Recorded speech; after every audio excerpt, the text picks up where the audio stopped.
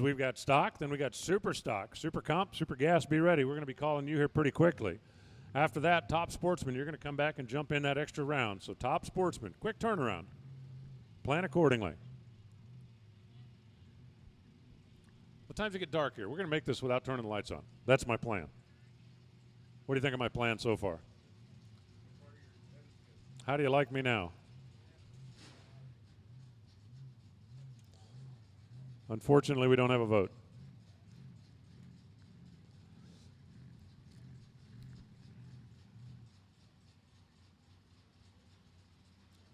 Robert Strain and Steve Novosel. A 305 wagon and a bright red Copo.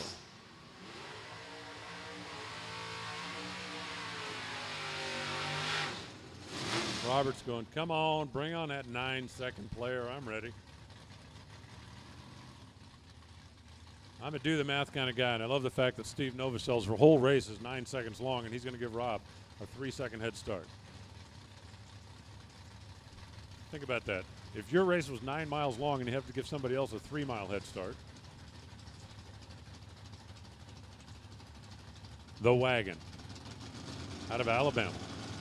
The Copo out of Michigan.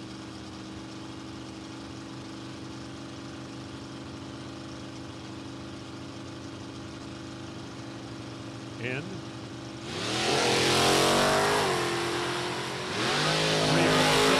The red lights on for Steve Novosel. 009 on the wrong side of the tree. The red Copo lights the cherry and ends his day.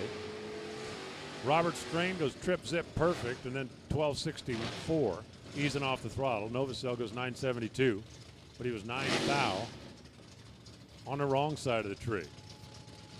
Now it's Mike Cotton in the Duster, all the way in from Arizona, and Mark Lewis in his red Camaro.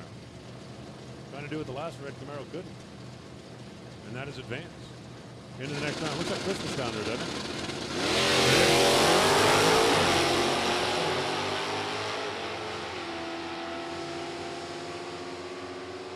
Both drivers find the green side of the Christmas tree. Who's going to find the finish line first? Well, first was Mike Cotton. Best was Mark Lewis. Mike breaks out 11:02 on 11:05. Mark goes 65 on a 63. So that red Camaro will come back. And here's Jeff Strickland in his Copo factory showdown C car for GM Parts Now and Carson Pettigo out of Lawrence, Kansas. SS 396-70 Chevelle.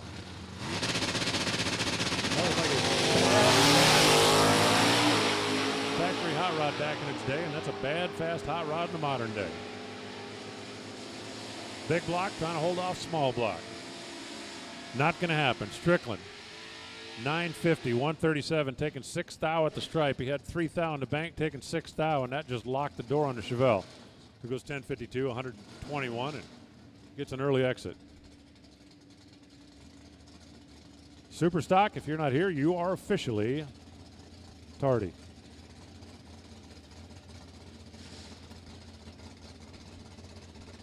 Now it's Julie Bierman driving the Gillespie Mobile and Ricky Pennington.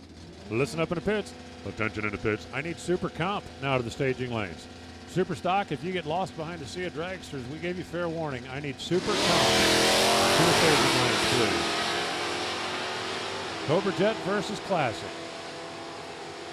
Firebird versus Pony. This one's going to go Pennington's way. 73 on the 69, wins it by 0.06 of a second. Julie had the bulb, but she slowed down, gave the stripe back. She's going to be pretty unhappy with herself when she sees that time slip. Super comp. Super comp, I need you to the staging lanes, please. Here comes Brad Plord in yet another mouse trying to scare off the elephant. Jason McCormick's Hemi 4-speed. 66 Plymouth.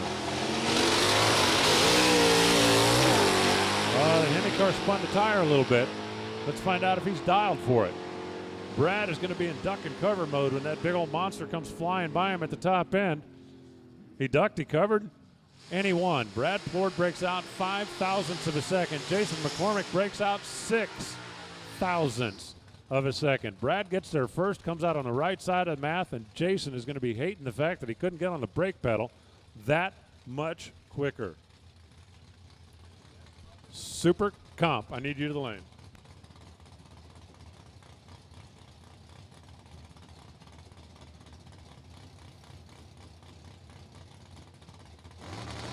Jay Allen against Rochelle T-Bear.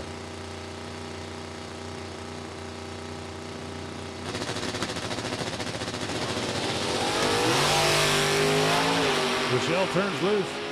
Corvette rocks back on the wheelie bar. And we'll see if the engine builder can track down the little 305 Malibu. Yes, he can. 36 on a 33, that's going to be enough. Rochelle goes 1174, dropping the nose at 108. But Jay Allen, enough on the safe side. He wins it, and he'll come back. Jeff Lopez and Andrew Hill. This will be a fun little matchup. Gen 2 Camaro of Andrew Hill and latest Gen Copo of Jeff Lopez. Super Comp, need you to the staging lanes, please.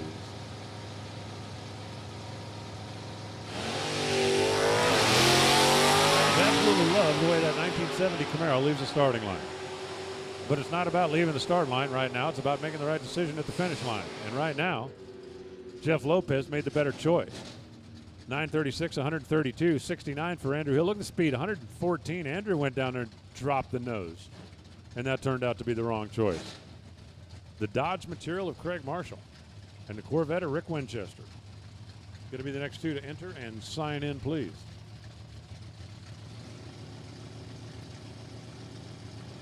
Handicap head start's going to go to Rick, but not by much, about a third of a second.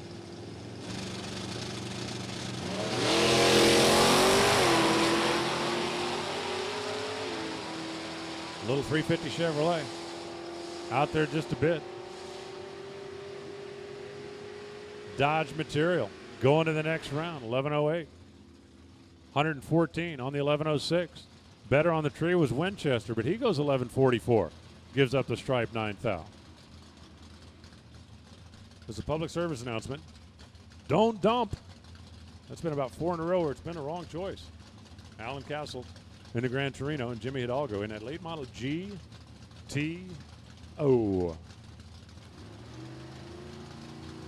Hidalgo, the second generation racer, has been showing up his dad. Moved. Alan Castle let the Gran Torino go 8 thousandths of a second early. The red light's on. The Ford is gone. The GTO is going on. 1083.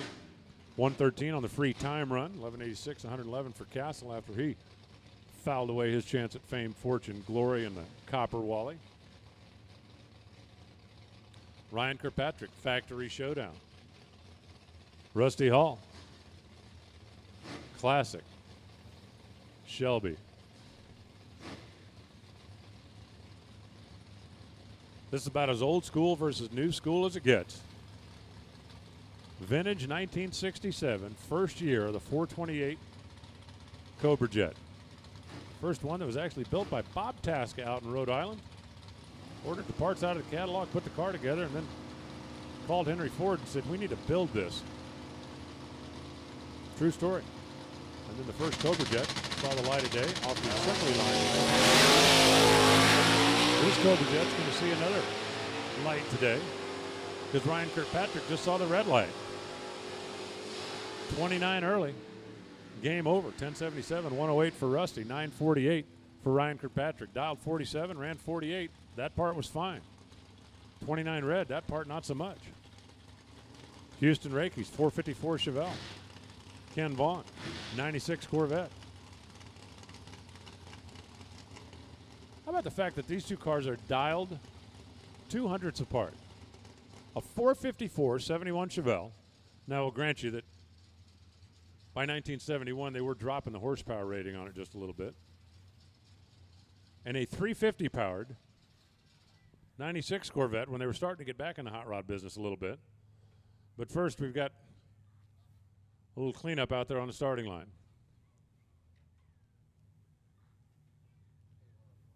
And I do mean a little. Hey, Super Comp, I need you back, please. Super Gas, you're on deck. And after that, Top Sportsman, we're going to be calling you back because you've got that extra round. So Top Sportsman, get him on quick turn. It won't be long. We'll be calling you back.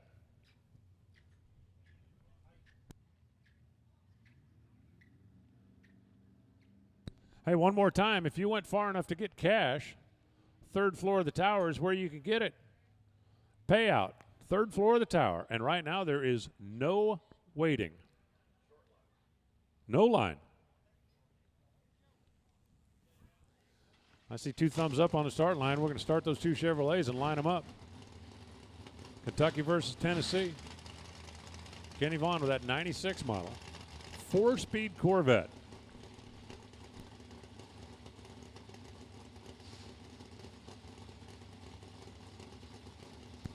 And Houston Rakes.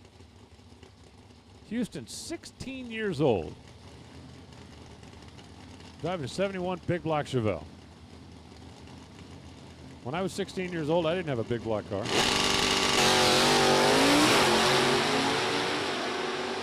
Did that sound like I was whining? I didn't mean to sound like I was whining. It was like a little jealous.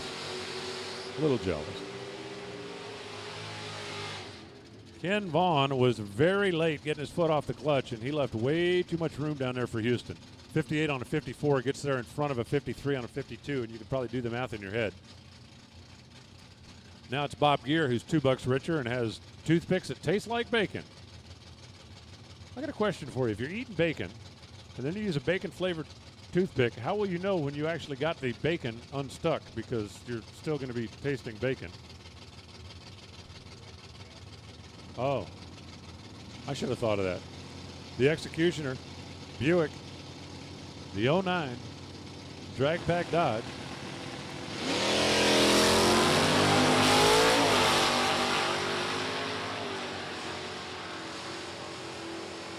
Oh, we got a Mosier shootout coming up now. 1064 for the win for Gary Robillard. Bob was a little bit tardy, and then his car slowed way down, and Gary just kind of eased off the throttle and backed into him, as they say in the business. All right, here comes Slate Cummings and Britt Cummings. Big brother on the right side, little brother on the left side. One's a B car, one's a D car. So even though they look very similar, they run in different categories. And we're going to find out who Dad always liked best. Well, actually, we know who Dad always liked best, but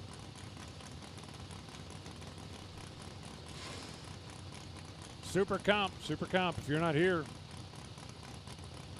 you need to be. Super Comp, come on down.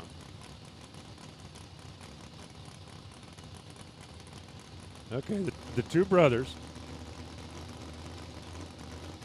doing a little mental telepathy down there about who's going to stage first. Slate finally goes in. Britt finally goes in.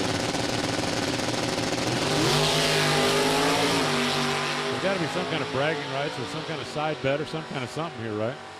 Like the loser has to wax all the wheels. Let me tell you something. That'd take you 3 weeks with their collection of cars over there.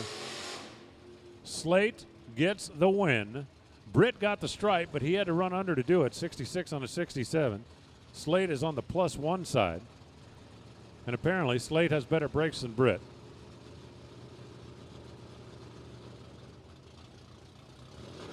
'67 Camaro left side. Small block automatic. 68 Camaro right side. 396 and a 4-speed. 1.1 seconds to the head start. That's the one. That's the second. You can hear McFarland knocking that baby in high gear. Now the big block tracking down to 327. Can't get there. 1146 on the 45. 39 on the 35. For McFarland, he was 2 better on the tree, but comes up 13 thou short at the stripe. Gail Pinkston holds on all the way down to the other end. Camaro's a pair one more time. A little more of a generational difference here between Brent Robbins' 86 model and Joe Martin's SS 396. Last time, the head start car never got caught. And this time, the head start car Drove it too far. Joe Martins, 19 on a 14. That's good for the win. Brent Robbins got the stripe by 5 hun, runs under 14 thou. He needed to do a little womp or a little drop of the nose.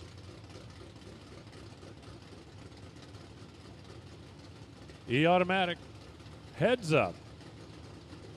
Now, who would have ever dreamed that a 62 Plymouth Savoy 383 and a late model GTO would both fall into the same horsepower divided into the weight of the car category? Well, they did. And they do. And it's over. The red Dodge gets a red light. Good number, bad color. He's 004 on the early side. And the heads-up run goes to T.C. Morris, who had it won before he turned it loose. 1081, 123.3 to a 1092, 119 for Bennett. And now we're going to do a quick category swap and go into Super Stock. And that means Super Comp. If you're not here, you're late, late, late.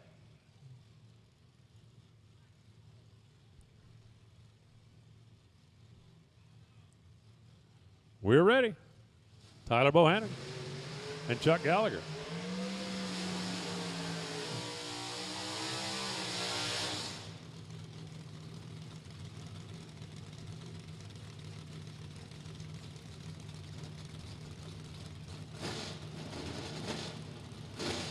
Chuck Gallagher in the A Modified.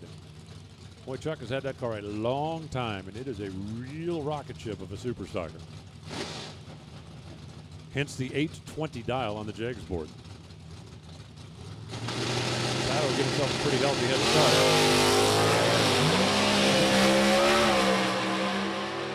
And then he'll see if he can hold on. Gallagher's going to be closing in about 150 miles an hour, and the finish line stripe comes up now. 10:09 on a 10:08 for Tyler, and he holds on. Chuck Gallagher goes 825, goes 163 miles an hour. Car turned a tire a little bit at this end, and that cost him. Down there at that end. Now it's Brad Zaskowski in that clutch car, 87 Camaro, and it's Alan Wade in the 69 427 Mobile. 992 to 931, that's the math down there. That's 6100s. Counting on my fingers up here. Third gear. Fourth gear. 427. Closing in on a 327. Already wrote down the 27. Just need the first number. The first number is going to be 3. 993. That's plus 1. 933. That's plus 2. Add 4 that Brad had.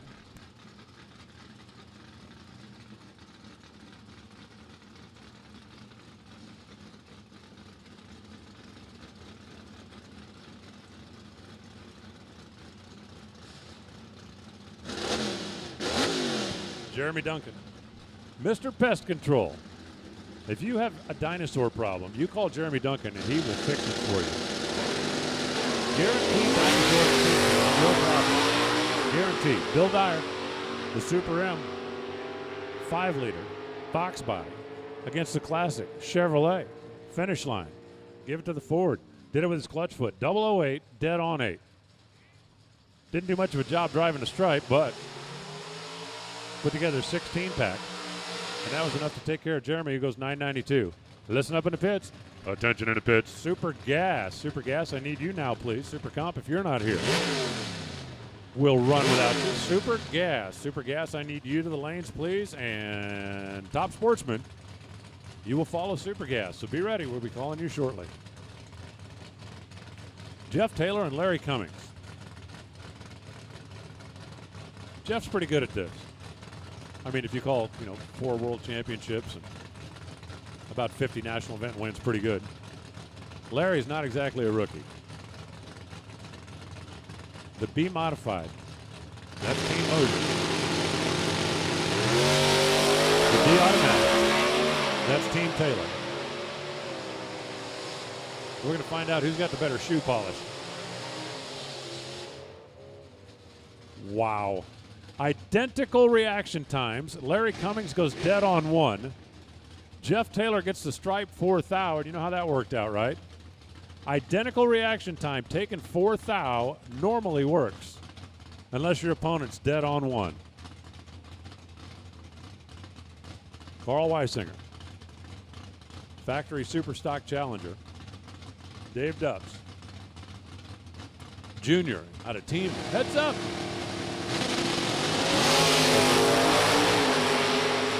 And away we go.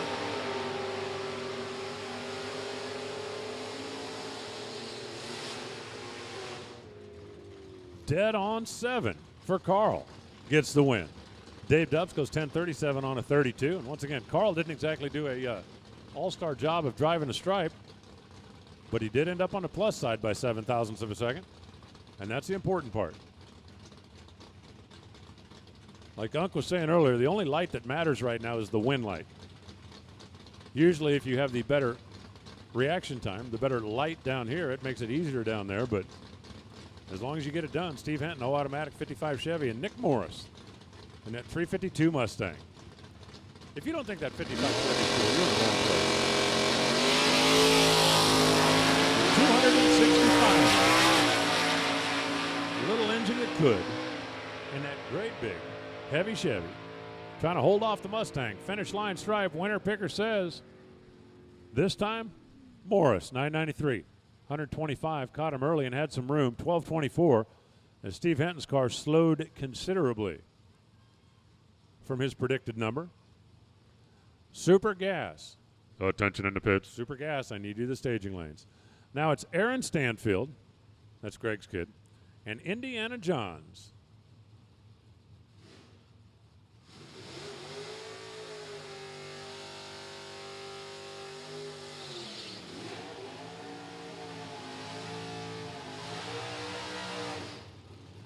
Aaron Stanfield is driving the car that his dad won 4 world championships in. They let it get away. And then fortunately for them, they got it back. C-Tech Cabinets logo on the side.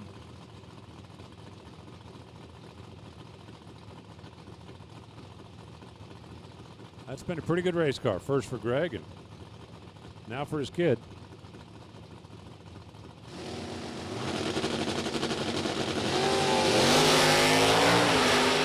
Both drivers wheels up and away they go. Aaron Stanfield is 21 years old. Irvin Johns, better than 3 times that. And this time, youth and enthusiasm takes care of age and experience. 985 on the 84. 23 for Irvin Johns. Irvin was 001, but he made the wrong choice. Cut the kid loose. Dumped to a +1. And Aaron Stanfield will be back. Gary Caccaro, B-modified stocker, Joey Tanksley. H-automatic, classic 66 Nova.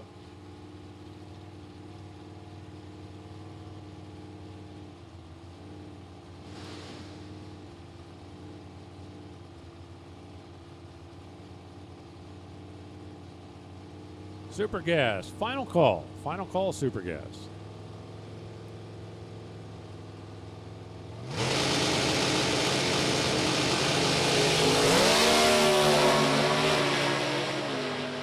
The old square shoebox against the swoopy newer Cobalt. And the Cobalt dead on 2 for the win. 002 dead on 2. That's a 4-pack at 151 miles an hour. 10:03 for Joey Tanksley. Never had a chance. Caccaro. A 4-pack. That might be the best package we've seen. I think it's the best one I've seen all day. You have better than a 4-pack? Matt Hoover, Chevy Truck. Ernie Neal, Chevy Cavalier. Continuing to cruise our way through a spectacularly beautiful Sunday afternoon. Memorial Day weekend here at Beach Bend Raceway and the JEGS Sports Nationals. Presented by Quick Fuel Technology.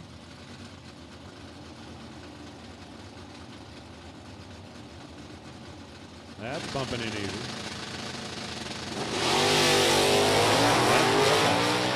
Ernie Neal is way on the early side. He's been doing a terrific job with that clutch car, but this time he lets the clutch out about 6 hun early. 990 Matt Hoover, 131. He saw the red light. Used it as a time run. Ernie Neal goes 933, 141. Knew it was going to be his last trip down the track today. And drove it out the back. Tucker Wingo's Super J automatic. Jonathan Womack. B modified stalker.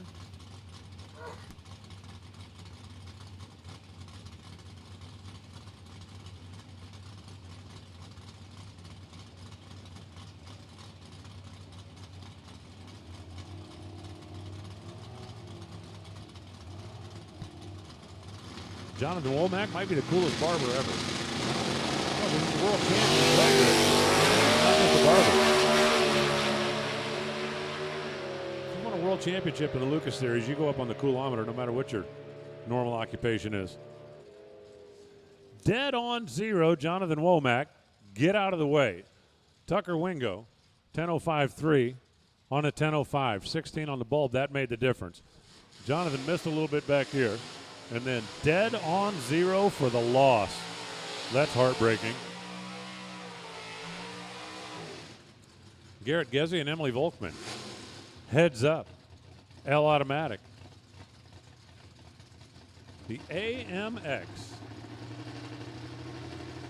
They chopped about a foot out of the javelin, shortened it up, and made it a hot rod.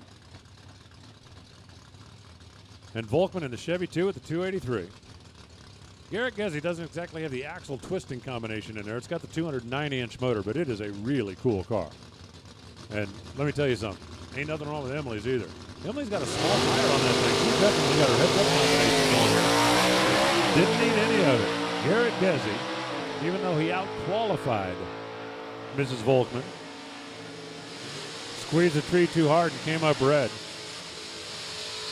So Emily gets the pass, 11:30 off the gas at 94 miles an hour. Now it's Mike Bryant and Ricky Decker. Just about to the end of our super stockers here.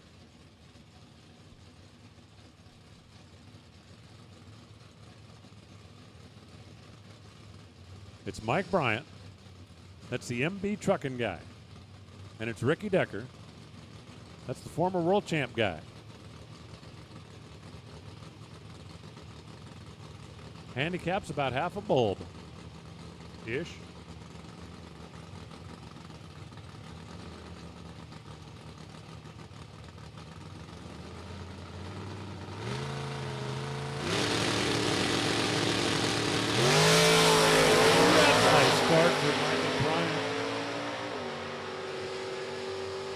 Oh, if only he could have that one back. 10.04 Ricky Decker, 116. 10.75, 97 miles an hour for Mike, taking his foot off the gas. Anytime you go red, you're hoping you're going to get down there to the time slip booth and find out your guy was 002 or 003. When you go red and find out your guy was 10 something, it's like, oh man, I had how much room? Jimmy Hidalgo and Jacob Pitt now. The puppy on the left side. The factory GT Stratus on the right side.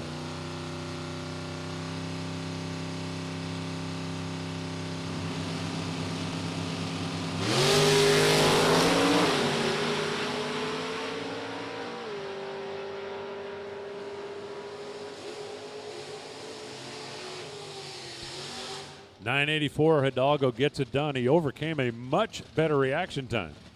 But Jacob Pitt off the dial at 10th. That's too much for the kid. Now we got another heads-up matchup. This time it's Rambo and Matt Morris. A distillery supervisor in Kentucky. That sounds like a job I could really sink my liver into.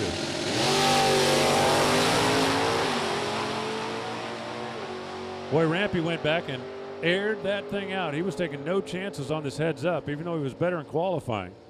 10.19, 129 for the easy win. Matt Morris goes 10.86 at 120 MPHs.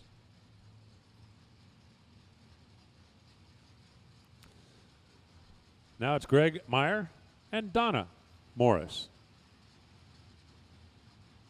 Greg in that GT car, early model 400-inch Pontiac under the hood of the 92 bonnet.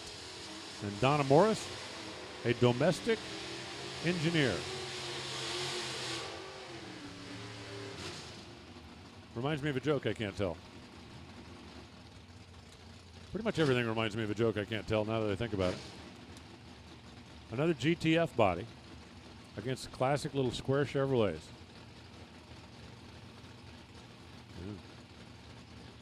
Remember all those years back in the 50s when everything was like big and bubbled and rounded corners? And then in the early 60s, the engineers all got together and they said, we need a new shape for a car. Somebody come up with an idea. The guy said, how about square, boss?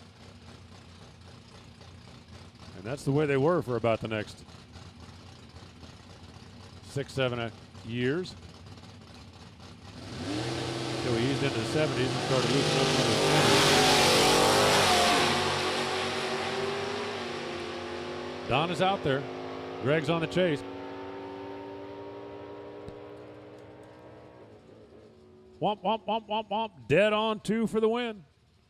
Donna Morris had the bulb by about a hun. She runs 39 on a 37, and that left the door open for a dead on 2.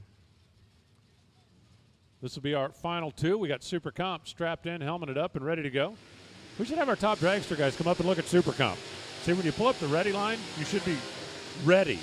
I know that's kind of a new concept for some of you, but maybe we can get it right in the next round. That's Mark Nowicki, the M&M car, and that's Craig Marshall. That's the wannabe car. When I grew up, I want to be a Hemi car. I don't know how to break this to you. That's never going to be a Hemi car. Darn sure not in super stock, it's not.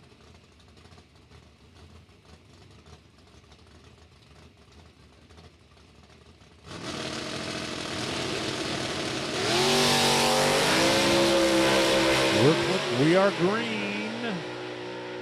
The final name that's going to join the 16 round in super stock, Craig Marshall. Better on the bulb, got the stripe. Mark Nowicki is going to get 3 strikes. He does not do that often. Mark was a little bit late, crossed the finish line second, and ran under. Strike 1, strike 2, strike 3, and the wannabe Dodge material will make it to the round of 16. All right, listen up, Super Gas. Attention in the pit. Super Gas, if you're not here, don't bother coming. Top Sportsman, we need you back, please. Top Sportsman to the staging lanes. Here comes Super Comp and Super Bob.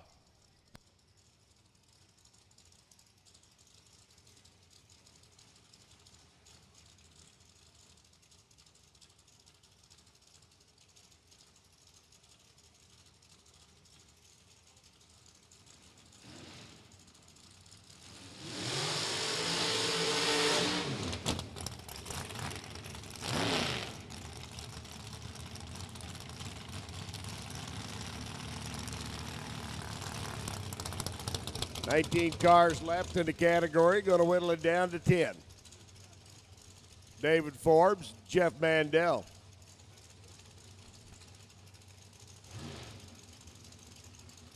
Top Sportsman, need you to lanes, please. Top Sportsman, needing you to the staging lanes. Come on down. Top Sportsman, Dave Forbes, left side. Jeff Mandel, Profab car over here on the right-hand side of the racetrack.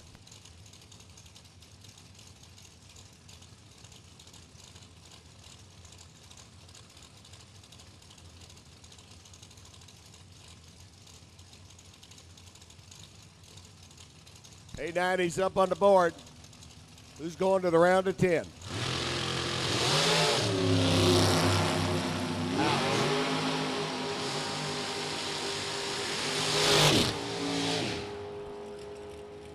Mandel down at the other end, easy win. 14 on the tree, runs a 93 at 171.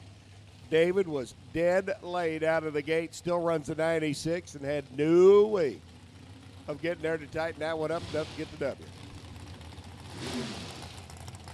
Top Sportsman, needs you to lanes, please. Looking for 5 of you. Top Sportsman, needs you to lanes, please. Bob Bay, left side. Jacob Elrod, right lane. Promotion to Bruzy Trans. Jacob, rocking it. JEGS side of the racetrack.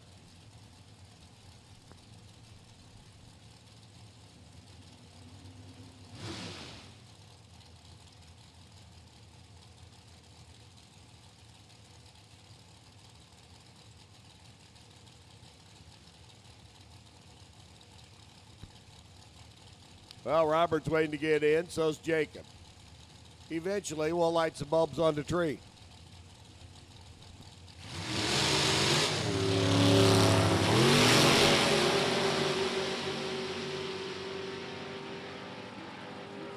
Finally rolling in. Jacob, better light. Jacob, the wind light. 5. After 25 on the tree, Robert May goes down, takes an 8.89 lap. Finds his day coming to a unfortunate demise. They're in round number 3. Super Comp. Mark Meyer, Scotty Lamar. Lamar out of Florida. Laid the toe up, brought the Stocker, brought the Super Comp car. Stocker went by the wayside way early. Trying to stay alive.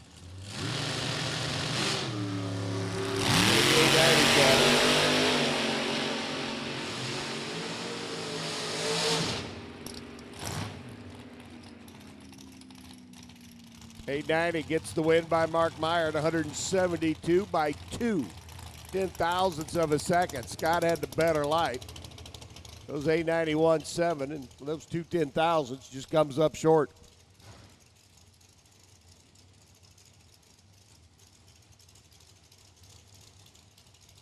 Top Sportsman looking for 5 of you to the lanes. If you're not there, we're getting ready to run without all of you. Top Sportsman, 5 cars, need you to lanes, please. Stock Eliminator back to the lanes. Stock Eliminator needs you. To the staging lanes now, please, all 16 of you. All 4 of our B-Stock automatic cars and our 2 Copos that are going to run heads up. This ought to be a fun round. See who survives the carnage. Ryan Richardson, Michael Shelton. Next they're in, and they're out and running.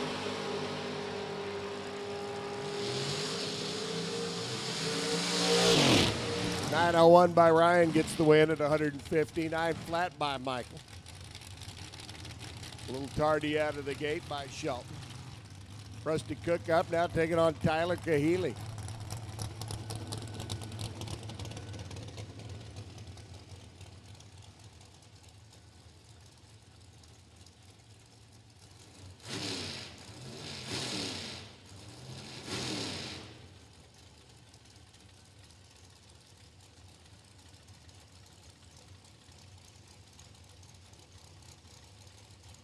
Rock Spring, Georgia-based runner.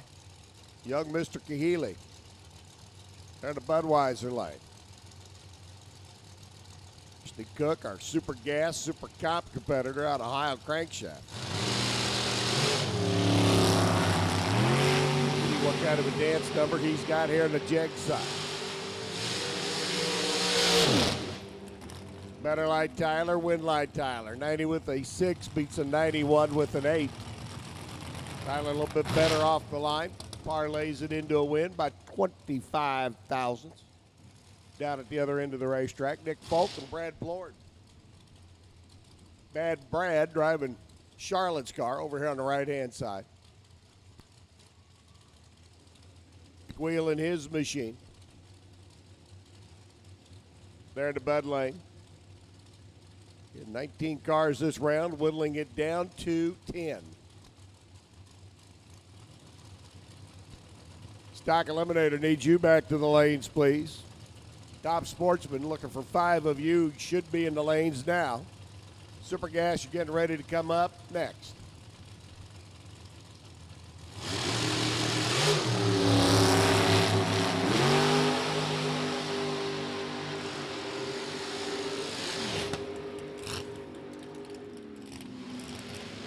Somebody's doing the gas pedal 2-step down there. 892 by Folk beats an 895 by Plord. There were 6 thou difference on this end. There were 44 thou different down on the other end. Somebody had 1 womp too many. Kathy Wober and Jimmy Hinkle. Hinkle on the right side. Living the dream. Sounds like he's been hanging out with Alan too much. Kathy Wober out of Palm City, Florida. There in the left lane.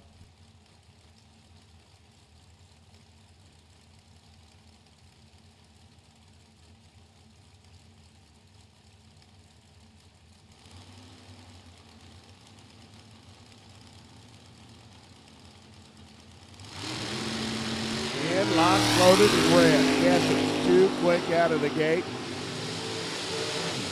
Hinkle chopping the tree down. He's 10 on the reaction timer. Drives it through 888 at 168 for a good little tune-up. Kathy coasted through 10 seconds later, 90 miles an hour. Zach Papp, Elizabeth Lopez. He works for the folks with the big brown truck. Except she doesn't drive one of them little brown trucks. She drives one of them big brown trucks. And I mean one of the big ones.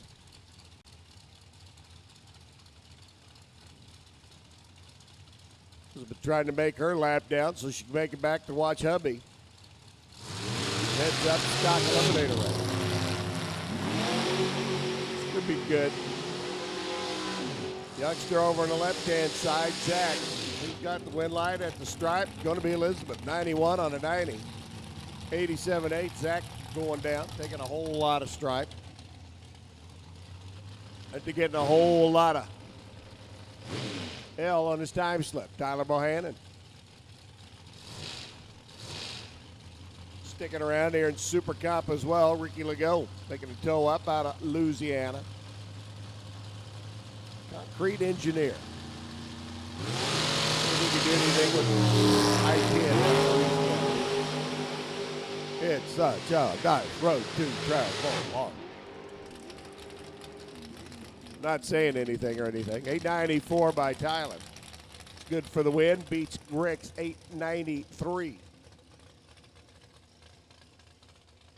18 thou difference as they left the starting line. 13 thou difference as they got to the finish line. And Bobby Wolcott rolls up next. A runner out of Georgia. Works on airplanes during the week.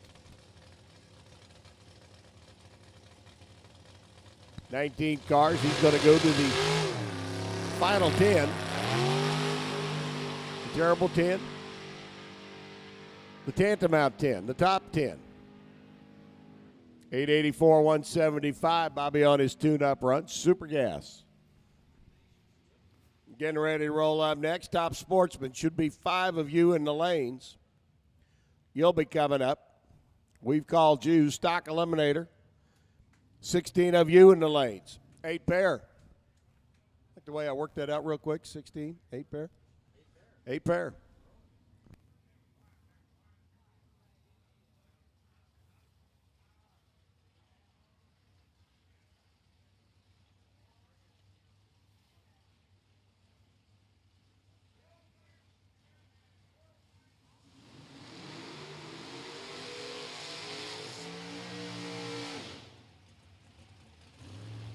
The Thriller.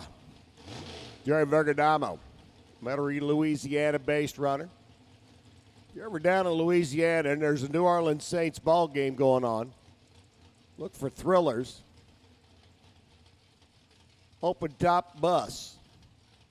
It'll be the one doing wheel stands with very loud music playing. Oh, and on board, a mobile party. Saints went down to Miami a few years back for the Super Bowl. I think Thriller's bus got more ink on the newspaper in Miami than the team did. The man is a mobile party. And an all-around great guy. Little bag out of the gate, makes a little sachet. So's Bob Pro's machine. Thriller better look over his shoulder because Pro's isn't coming. Oh, and for Jerry Vergadamo goes 986.6 and breaks out. Bob Pro's machine, the Corvette. Hit 2 doing a little sachet off the line. And Pro's, by virtue of a 986.6 lap, Jerry gives it away at the other end of the racetrack, and I will guarantee you Thriller's going to look at that slip and say, how the hell did I do that?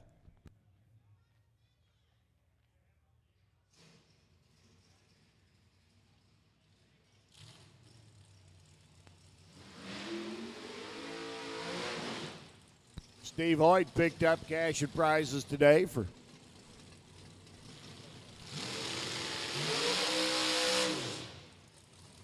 taking out one of our bounty hunter hits.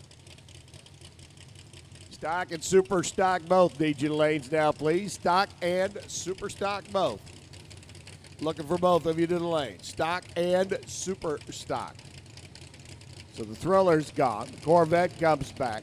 Steve Hoyt hoping to bring his Corvette back. And on that little Oldsmobile. Paul Richardson there on the left-hand side.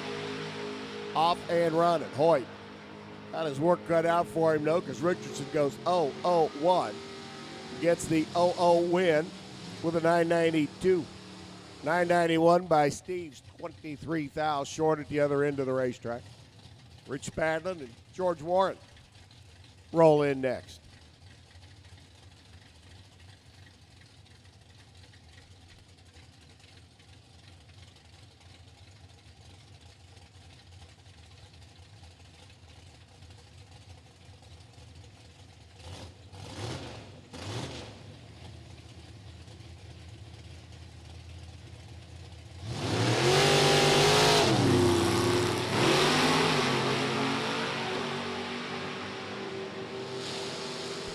One could be good. Virtually identical off the line. Winlight, Spradlin, 991, 140.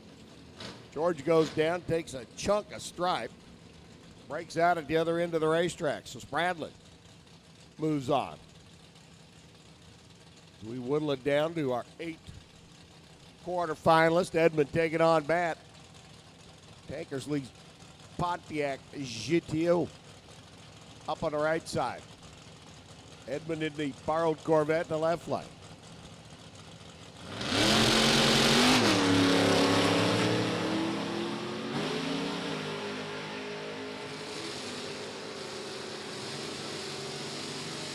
Edmund trying to take it off the line. Parlays it into a double breakout win at the stripe. 89.5.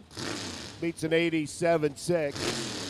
Edmund was holding 13,000. They went by the Christmas tree, added 6 to it. Gets the win at the other end, Rod Stiegel. Rob Kropfeld with a Corvette Roadster in the sea of roadsters here in Supergas. Stiegel's Chevy 2 wagon. A bit of an anomaly. Supergas racing. Red light Kropfeld. 5 thou. Too quick out of the gate. The wagon keeps on rocking. 991, 140 for Rob. Engineer out of Brentwood comes back one more time. Super stock. Needs you to the lanes, please. Super stock. Needing you to the staging lanes. Come on down.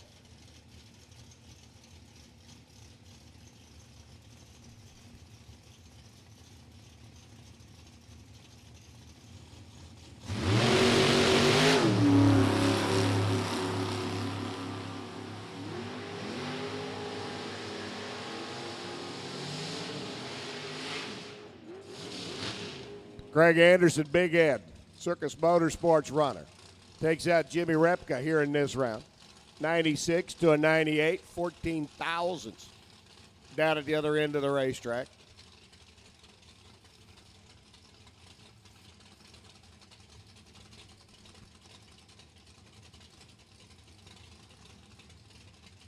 Jerry Duke and Bob Kikorin, winner here, is going to come back and run that Circus Motorsports Corvette. Robert over here on the right side. Corky's Car Clinic. Pontiac Grand Prix. 3 nights paired. Rock and rolling and rumbling to the other end of the racetrack.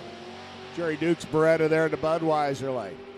Trying to close it up now, top end. Can't, nope. Not going to do it. 994. Beats a 995. 30 foul at the stripe. Kikorin comes back. And our bye run this time around is Tim Gillespie. That 34 Roadster. We've got 8 cars left now in Super Gas. One of them going to take home that copper wallet here in just a little bit. Top Sportsman, you should be in the lanes. Stock and super stock, you should be in the lanes. Top Sportsman locked and loaded, they're ready. Holy guacamole.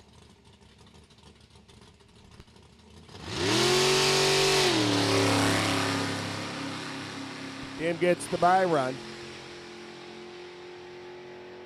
It's for the other end of the racetrack. Stockers to the lanes, please. Stock and super stock.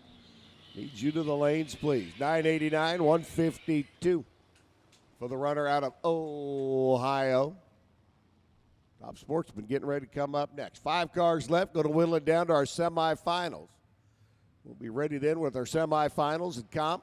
Top Sportsman, top dragster, and working there in the rest of our categories.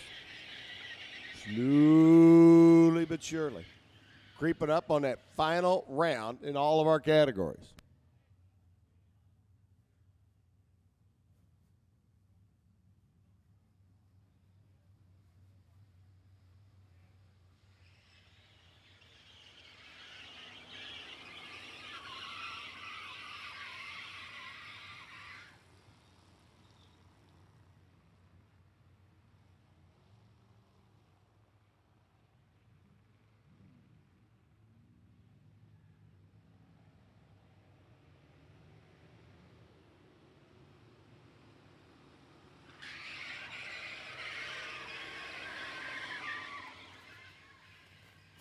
Little track prep going on, a little administering to the starting line.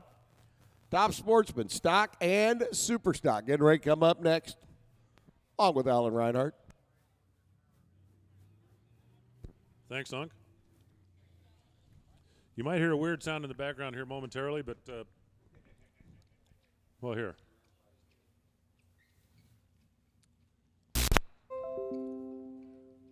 They can explain this better than I.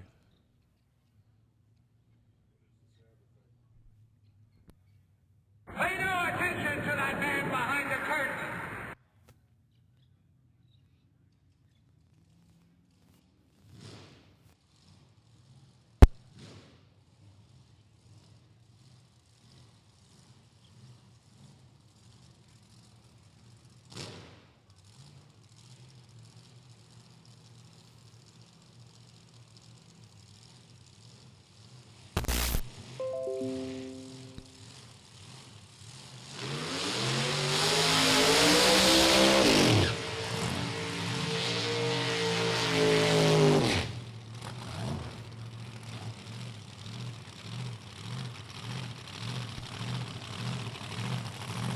Mario and Marco. Winner gets Kaufman's kid.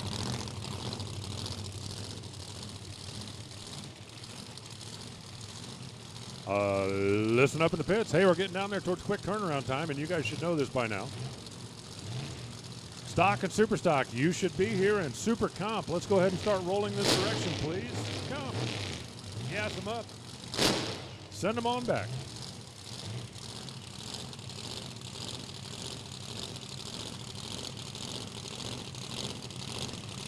Mario, in that blown Pontiac.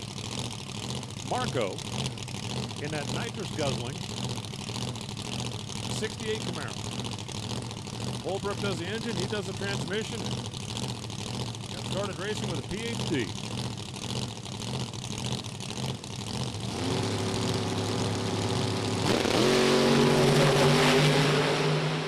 How about the fact that as the sun is getting brutal, a cloud comes over so you can see the tree again.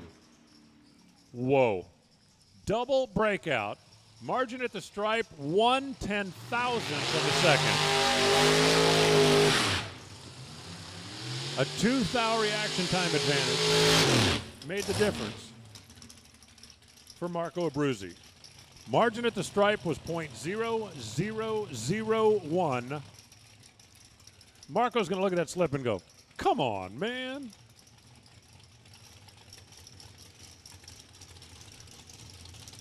And this is the biggie. As Unc alluded to before, the biggest round you can run as a sportsman racer in NHRA is this one. Because it's 2 for 1 for a bye to the final. So the unfortunate soul who does not turn on the win light will be a quarterfinal loser. And the fortunate soul who does turn on the win light is guaranteed runner-up. That's a pretty big swing in cash and prizes, especially when you figure in the contingency bucks.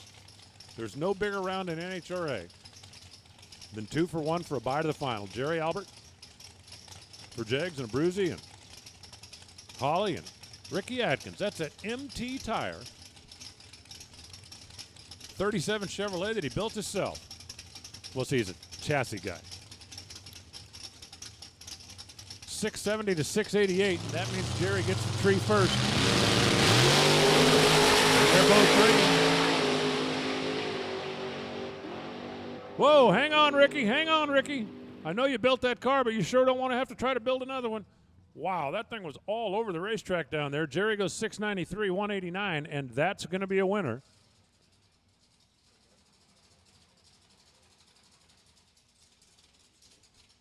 Ricky Atkins had a tick at this end, but that thing then started dancing through the middle. And I mean, he chose wisely. He gave up the win light, but saved the race car.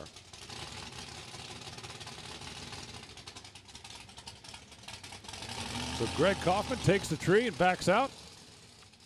He'll go back and get ready for Marco. Nothing says you have to make the run. All the rule book says is you have to stage the car, you have to take the light.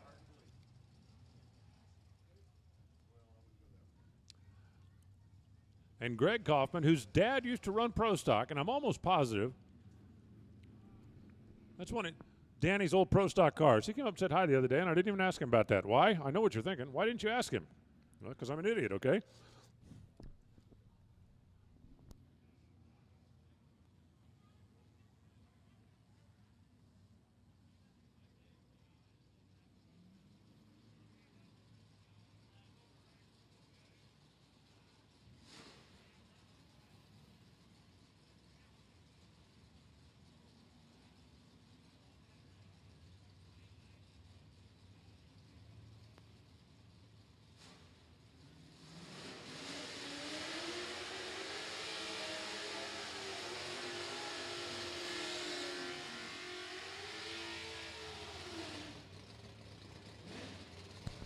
All right, stock eliminator rolling in now. Super Comp, need you to the staging lanes, please. Super Stock, you should already be there. Super Comp, need you to the staging lanes, please. Rusty Hall, Ricky Pennington.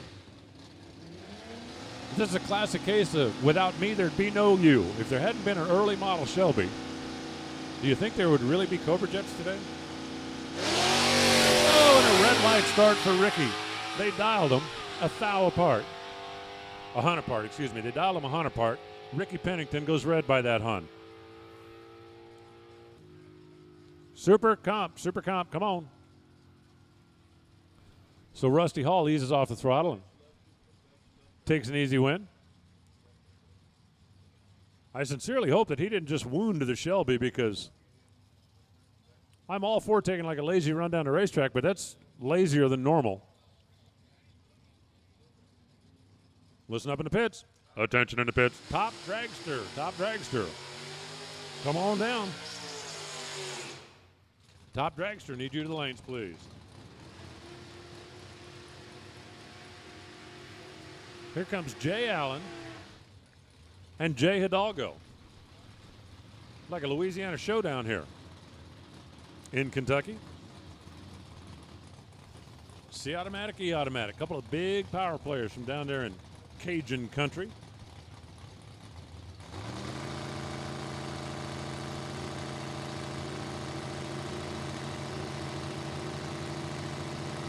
Sun ducks behind that cloud. Should not be bothering anybody here for a little while at least.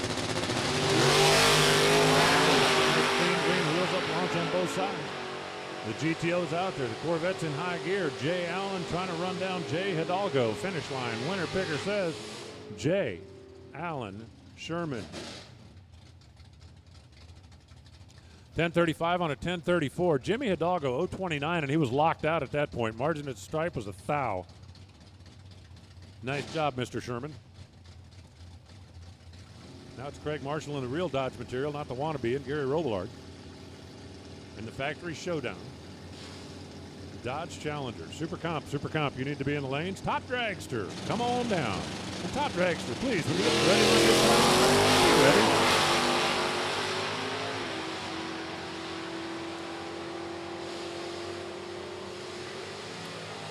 The Dodge that's coming back is the one that says material. Dead on 6 beats dead on 0. Gary Robillard, 041, dead on with an egg, not good enough. Marshall goes 022, dead on 6, and had a little room. Gail Pinkston and Mark Lewis up next. It's all Camaros all the time, at least for a moment. Winner gets to come back and take on the Shelby, assuming that the Shelby's okay. I am concerned.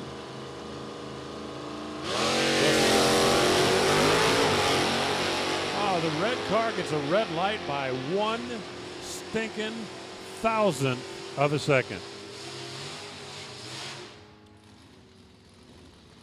Gail Pinkston's 071, 6 under the dial. Mark Lewis is going to be going, come on, really? He was that late, dialed that soft, and I gave it to him a thou? It'll make you sick. Now it's Slate Cummins. B automatic Corvette. Joe Martin's A stick. SS 396 and a third pedal against the B automatic Corvette. And you can see the handicap down there. There's not going to be a big difference with these two headed down the racetrack.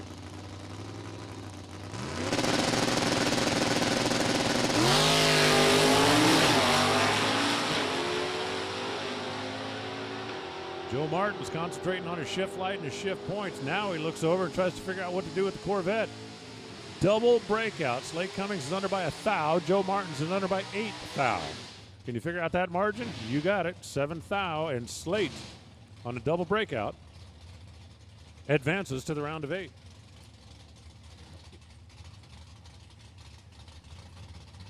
It is a factory showdown. Heads up. Jeff Strickland and Jeff Lopez. 427 powered Copo. Oh, Strickland blows the tires off. Game over. Can't break out in a heads-up race, so Jeff Lopez, all he's got to do is keep it between the goalposts, and he does that without any trouble. 932 for the win, and the Ace Door car aces Strickland here and advances.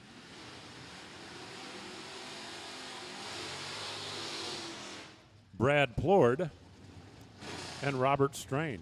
Competition Eliminator. Attention in the pits. Competition Eliminator. Need you to the lanes, please. Top Dragster. Need you to the lanes, please.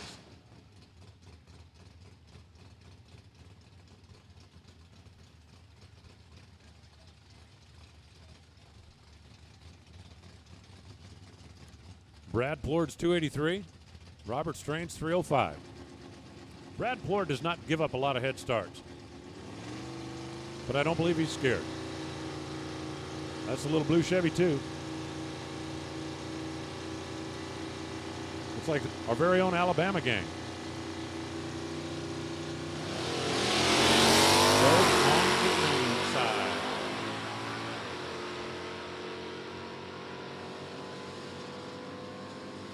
Will it be the wagon? Will it be the shoebox?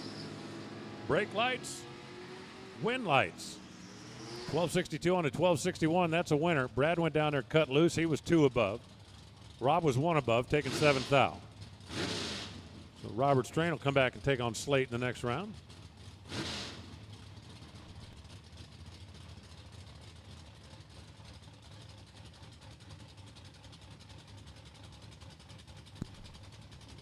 Houston Rakes and T.C. Morris, and this should be the final pair in this round.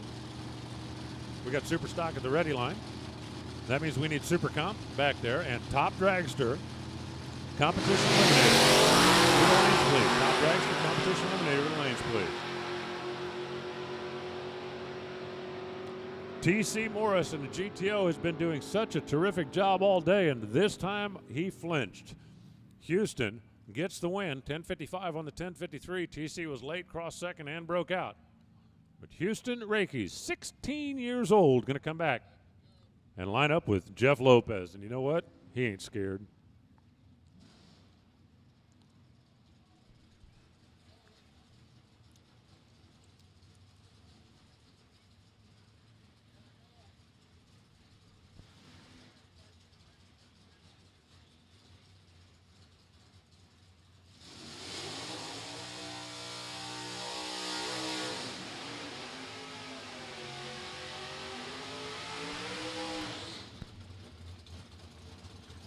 Final call, top dragster and competition eliminator.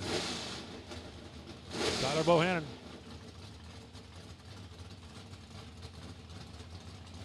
Carl Weisinger.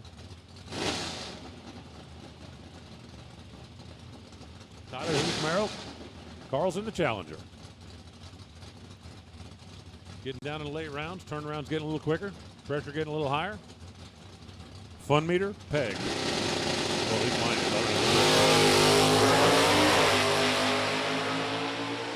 Both of them with a big bite and dangle on the front end off the starting line. Yeah, you can kind of see that coming. Womp, womp. 10-15, 125 for Tyler. He was holding a ton. Now, Tyler did a lousy job at the stripe. He actually gave it back 3 thou. But he had enough in the bank that it worked out. Well, at least it worked out for Tyler.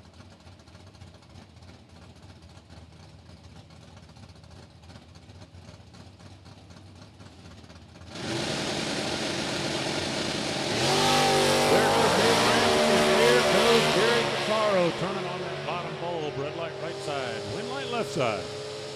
And Rambo marches on, trying to add to his national event collection that's already like a Brazilian. Actually, Rampy is what, 4th all-time, 5th all-time in national events. And that's counting, I believe, everybody in NHRA. We're talking guys that have more are John Force,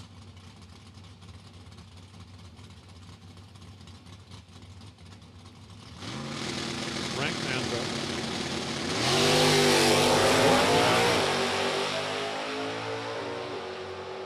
and Dan Fletcher. That's the list. Aaron Stanfield comes out on the right side of this double breakout math. 83 on an 84 to an 01 on an 04 for Tucker Wingo. So Aaron Stanfield keeps on keeping on.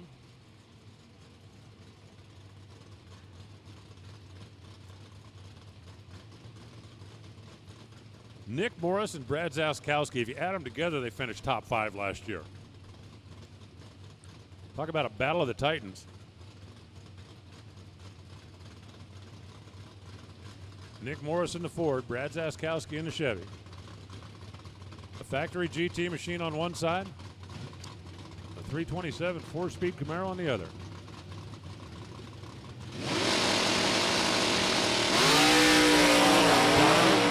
Two ticks apart.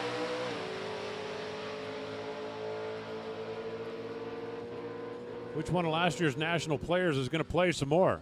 It's going to be Brad. Gave away 200 at this end. Gave away the stripe at that end. Hey, leave second, cross second, turn on the wind light. That sounds like a brilliant plan. Well, it worked that time. Congratulations, Brad. You just got around Nick Morris. Next up, David Rampy. You might have heard of him. Now it's Matt Hoover and Bill Dyer.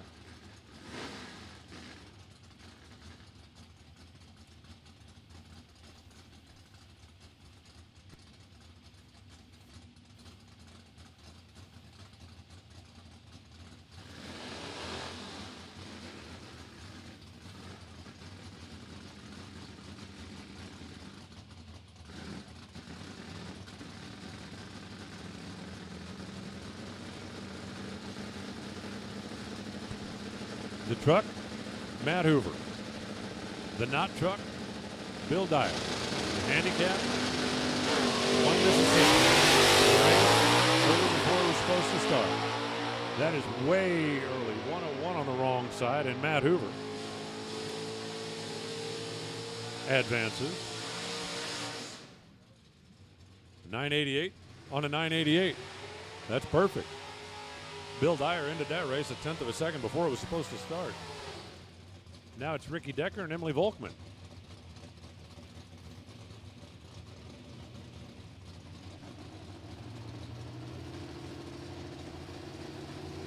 Emily's little 283. Came out on the right side of the heads-up last matchup, and Ricky Decker, super high automatic.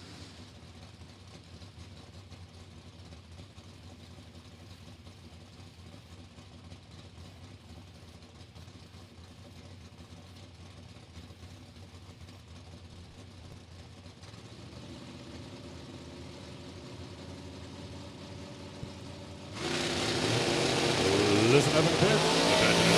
Super Street. I need you to staging lanes, please. And Top Sportsman. I need you. Super Street and Top Sportsman. Top Dragster Comp Eliminator. If you're not there, don't bother. Super Street and Top Sportsman need you. Double breakout. Both drivers under 1,000th of a second. Emily had the better reaction time. That's the difference at the stripe. Identical breakout. The driver that gets there first is Emily. And Ricky's going to be going, what, are you kidding me? I couldn't slow down another thou? Really? Super Street. Need you to the lanes, please. Jimmy Hidalgo, Larry Cummins. My kid can beat your dad. Yeah, well, my dad can beat your kid. A couple of multi-generational teams getting after it right here.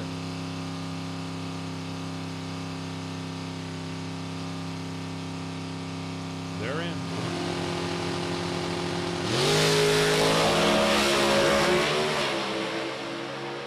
Larry's car, for all the world, has been looking like it's spinning the tires all day long, but he is running a number down there at the top end. Right up until now. How about Hidalgo? Dead on one. Larry had the better bulb, but his 913 left a little room, and Jimmy by 1 hun nails the number. And next round, it'll be my kid can beat your kid when Jimmy Hidalgo takes on Aaron Stanfield. That brings up Greg Meyer and Craig Marshall. Greg and Craig. Craig and Craig. Shake hands, go to neutral lane. Hold the button down, put your right foot on the floor.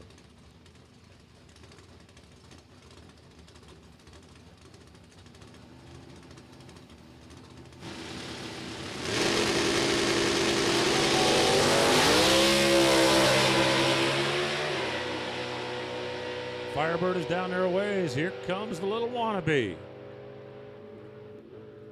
Dead on after a 004. Greg Meyer got there first 4th out, but had to run under to do it. Craig Marshall, 004, and left no room at the end. How about Craig? Knocking him down, still alive for a potential double.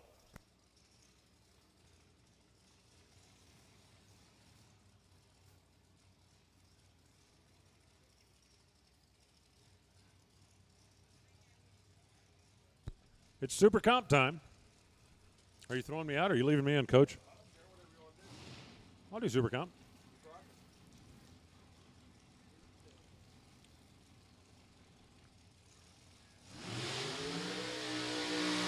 That's Jeff Mondell warming up the tires. And this is Jake Elrod. They're on the fortunate side of the ladder if you get that far. First things first. Super comp is basically like anything else in the world. You can't look too far ahead. If you start thinking about what might happen next round or what might happen a round after, the guy you got this round is going to come down and give you the smackdown. Super Street. Need you to the lanes, please. Super Street to the lanes.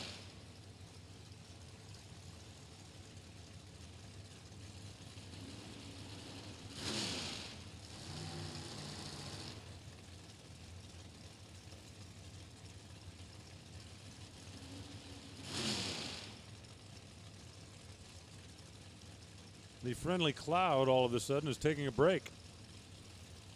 And sun is now going to be a factor, at least for the next few minutes, until our next friendly cloud gets there.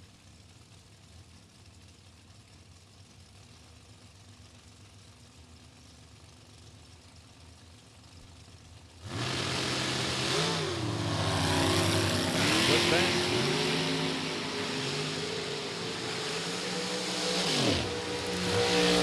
8.9 seconds later, there it is. On a hole shot, Jake Elrod. 898, 158. Jeff Mandel goes 895. So Jacob will advance into the quarterfinals. Tyler Kahele and Nick Folk will come back and run Jacob in the quarterfinals. Well, not both of them, but one of them.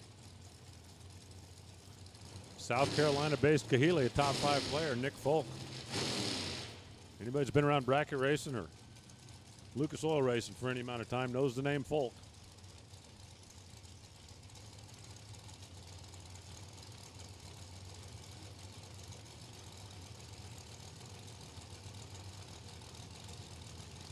Gently, gently.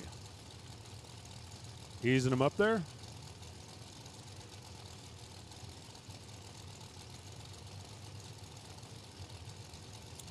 Now thinking about it for a minute.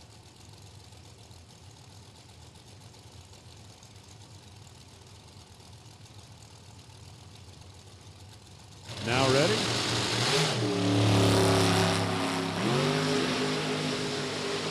Now racing. And now we have a winner. Double breakout, 886, Tyler Kahele, 889, Nick Polk. Nick was better at the tree, gave the stripe, come out on the right side of the double breakout mat. But Nick and Jacob next round. Big round, huge round. For a bye to the final. We'll figure out the bottom side of the ladder now. Ryan Richardson, whose day started off in a disastrous fashion. Trying to recoup a little something out of the day. Bob Wolcott. Trying to make sure that doesn't happen. Richardson left, Wolcott right. They're looking at each other now. They're making a decision now. And that's light and wind light now, 891 for Wolcott. 165 the speed. Ryan puts up quad eights, 33 on the bulb, quad eights on the track, taking 11th thou and coming out under. But Bob ends Ryan's day here. Mark Meyer and Elizabeth Lopez. Winner comes back to race Bob. Meyer's got that low profile injector tucked right in behind the cage. The big tall wing. Little bitty front tires. Almost looks like a top fuel car from like the mid-'80s, doesn't it? That thing really hits the stop and then powers down their top end. Lopez holding on, holding on, holding on. 891. At 163, Mark Meyer got there first by 3 and broke out by 3. Had a little bit of room, just a little bit of room. Not quite enough room to get through.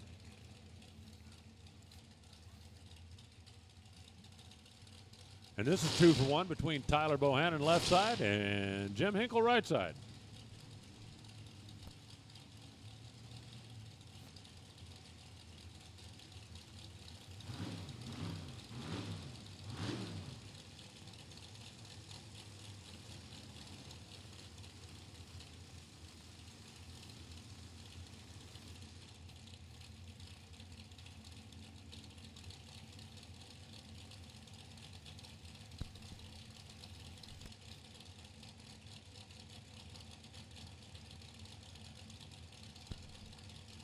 Our friendly cloud reappears. I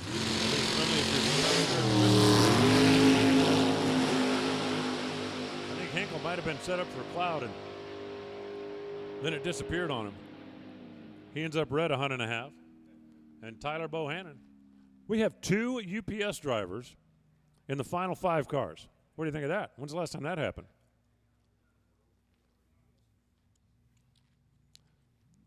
So Tyler will buy his way into the semifinals. And we've got Top Dragster ready to rock.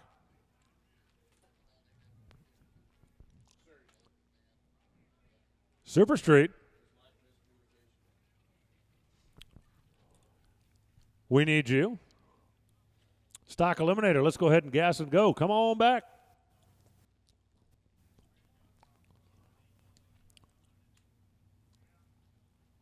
Super gas, super comp, won't be long.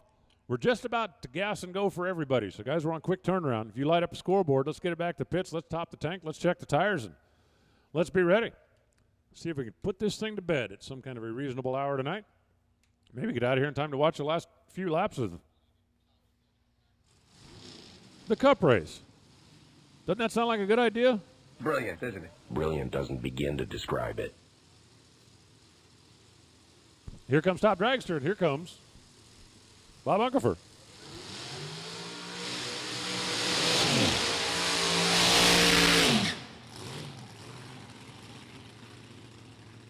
Semifinals are quick, long, skinny cars.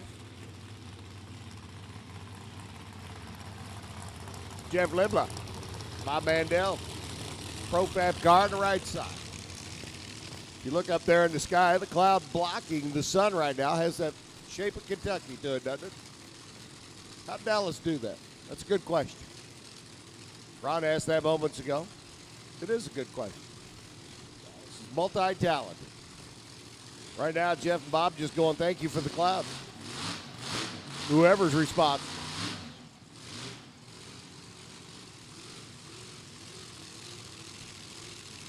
Stock and Super Gas. Need you back to the lanes, please. Stock. Super Gas back to the lanes. Winner here goes to the final round. Guaranteed at least a runner-up check and contingency and recognition.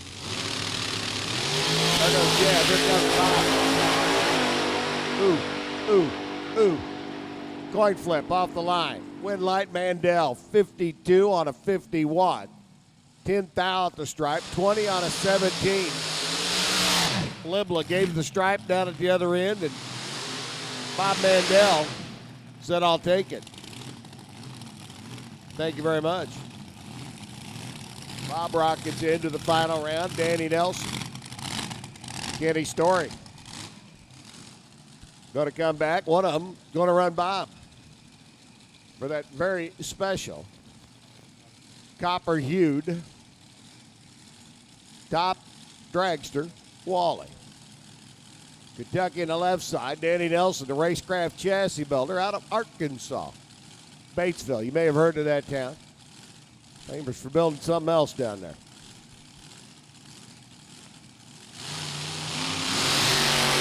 Green light go. Danny trying to reel him in, coming from behind, giving up the handicap start. Gets it. It'll be Danny Nelson. Racecraft taking on Bob Mandel. Profab, the chassis builder. Final round here at Top Dragster. 58 dead on 2. 19 package for Nelson in the final. 90 with the 9 dead on for Story, but he gave it up on the starting line. 32 on the reaction timers. I love that final. Top Dragster. Racecraft taking on Profab. Going to be a great final round. Cop Eliminator getting ready to roll in.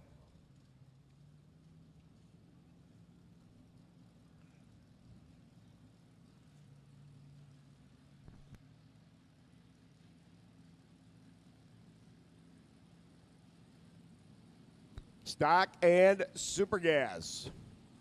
Need you back to the lanes, please. Stock and Super Gas. Come on down. Comp, Craig Bourgeois, Greg Camplain.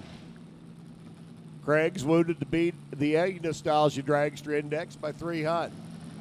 Camplain so far untouched, undamaged.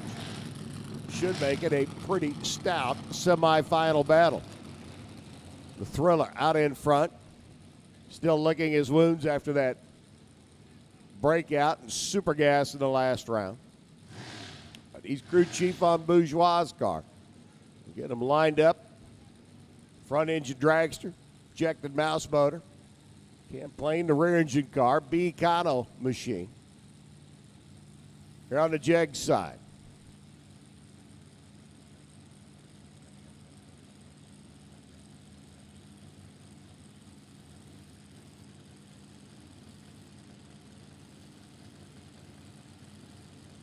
One of them's going to go to the final round. Here in comp.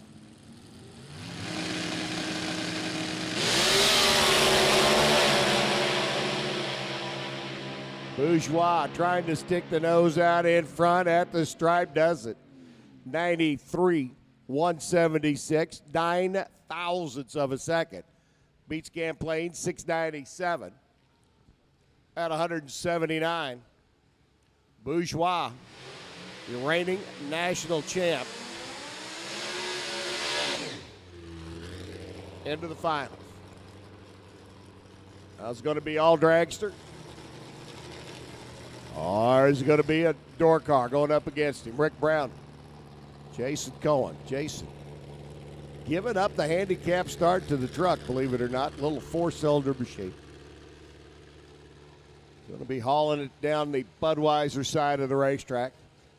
Trying to chase down that truck of Rick and Don and Tom. Brown and the gang have lost 3. Jason has lost a bunch. The CIC, Competition Index Control. Jason on the left side. Little 4-cylinder machine.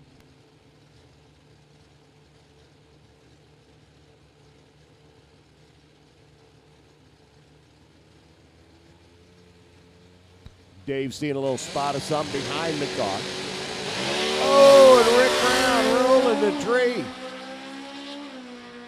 Rick Brown sitting inside the truck right now saying, golly gee and son of a gun. Jason Cohen, 878, 109 miles an hour. So the finals are set. It's a B and C race, Bourgeois and Cohen in the finals of Comp Eliminator.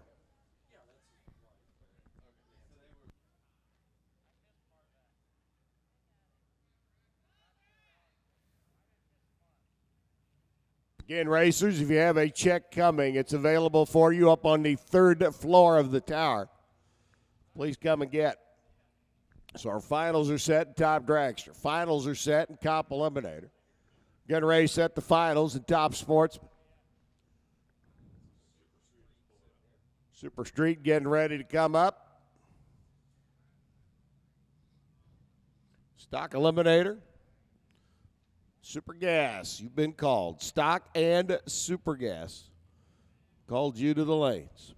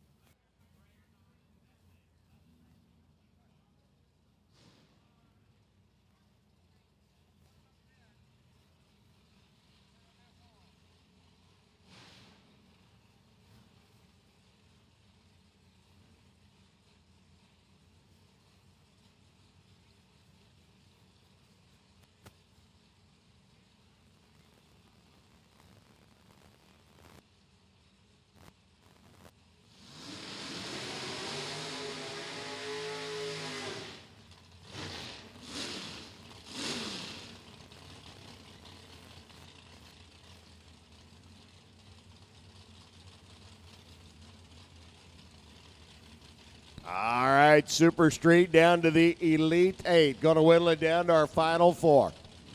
John Kastner, Rudy Matthews. Camaros a pair as we pull in.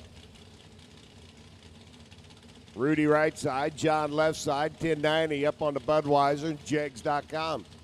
Scoreboard. Green light and go. That's the game plan, Stan. Camaros a pair, Kastner. Working his way down track, Matthews. Coming.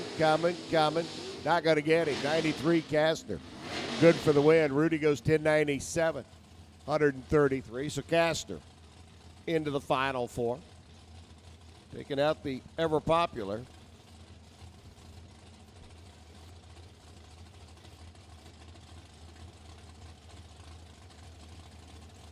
Rudy Matthews. Kastner's in. 8 cars left. We will have a full semifinal. Michelle. Satterley on the right side, off and run. And here comes Michelle now. trying to reel in. 68 Camaro here on the JEGS.com lane. Win lag goes to Michelle, 1092. Beats a 1089-4. Bitsy a bit too much stripe. Takes 12 foul. Breaks out 6 foul. Down at the other end of the racetrack. Rob Cropfield. Bob now as we start filling out the bottom side of the lap. Cropfield taking on that dual wheel standing. Chevy Camaro, the runner out of Missouri. 73 edition there on the left side. Cropfield on the right side. Small block, Little Vega, the wagon. Off and running. You can have an all Vega wagon semifinal. Louis Murray standing in the way of this one getting there. Here he comes, top end, dead on 9, good for the win. 26 thousandths package, 93 by Cropfield.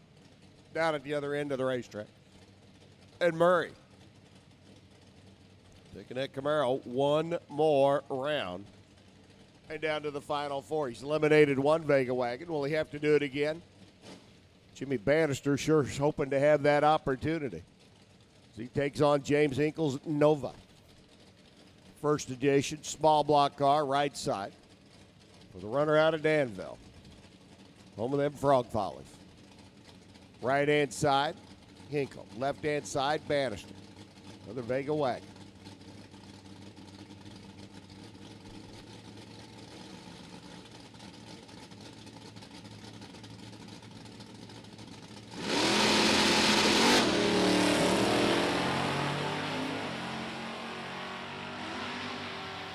Bannister and Vega on and off the throttle stop. Here he comes now, closing in, top end.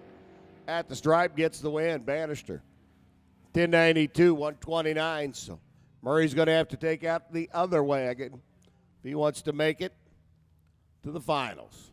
Because it'll be Bannister's Vega, Murray's dual wheel standing Camaro, Michelle Furr and Gaster in their Camaros.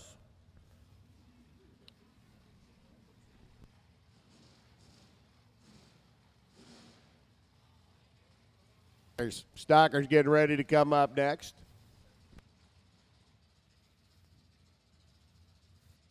Jay Allen Sherman and Craig Marshall doing battle. Jay Allen, the engine builder out of Louisiana. 1033 of the dial. Craig wheeling that Dodge material. 360 Mopar. 1105. He's going to go first. Jay Allen's going to be driving. Pulling up alongside, looking over, sizing up the dart sport, making a split decision down at the other end of the racetrack. Do I or don't I take the stripe?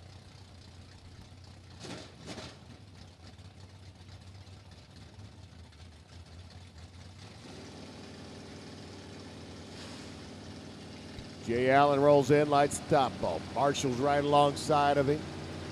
Going to fill out the ladder for the final 4 here in stock. Marshall's green. Here comes Jay Allen. Sherman in the Corvette. That's C5 edition. Puffin, top end of the racetrack coming up alongside. Marshall getting the win. 1032 with a 3 on a 1033 by Jay Allen. Marshall, though, was 007. Jay Allen forced it. Trying to get to the other end of the racetrack.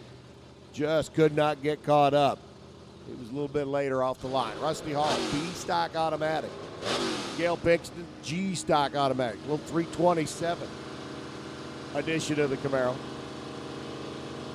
And Allen telling you the history. Rusty Hall, Shelby over there on the right-hand side. Drivers just a skosh tardy leaving the starting line. Rusty trying to reel him in top end. Gets it done. Breakout by Pinkston, 37 on a 39. Rusty Hall, 1070 on his 68. Turned him loose at the other end. So got one B-stock automatic into the semis. Could be an all B-stock automatic side of the ladder. Jeff Lopez taking on Houston Rakes. Winner here takes on Rusty Hall. The kid out of Bradfordsville, and I do mean kid. 16 years young, Remember that big block Chevelle.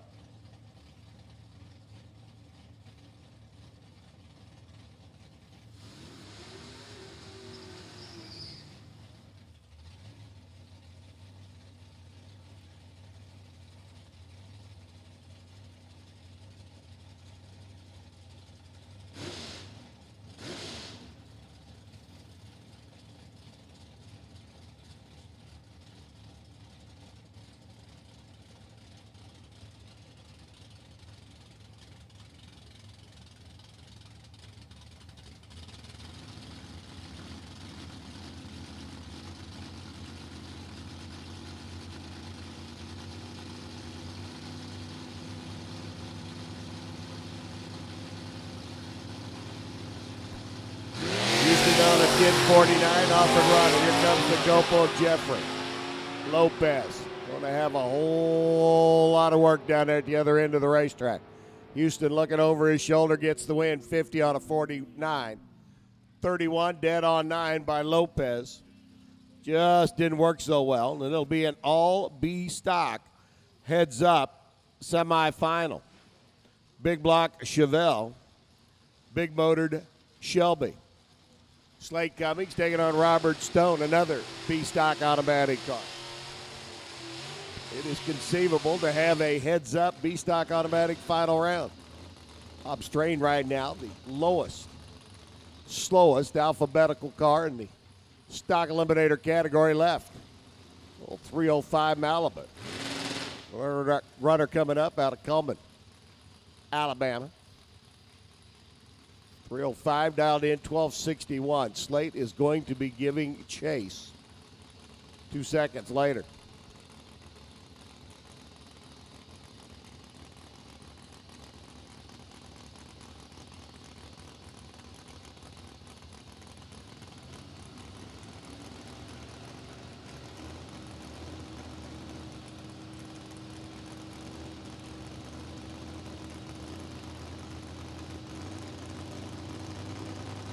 Slate bumping in, the C5 Corvette, the Mosier Engineering car. There goes the wagon. Here comes Slate.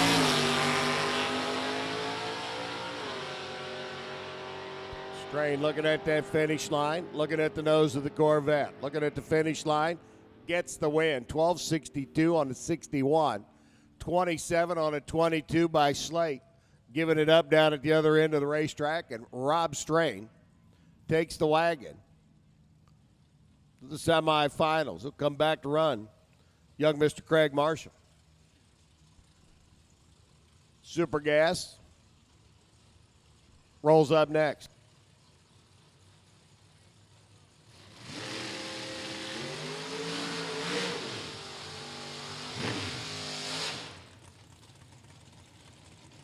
Richardson's a pair. Edmund, Paul. No relationship. Just sharing of the name. 8 cars left. Super Gas. Down to the final 4. Super Stock needs you to the lanes, please. Super Stock needs you to the lanes. Super Comp needs you as well. Super Comp to the lanes. Come on down. Edmund left side. Paul right side. Lowe's Forensic. 990s up on the board. Here we come. Closing in on that finish line stripe. Going to be Paul getting the win. 91.4. Beats a 91.9. 153 miles an hour. And Richardson by 10 thousandths of a second takes out Edmund.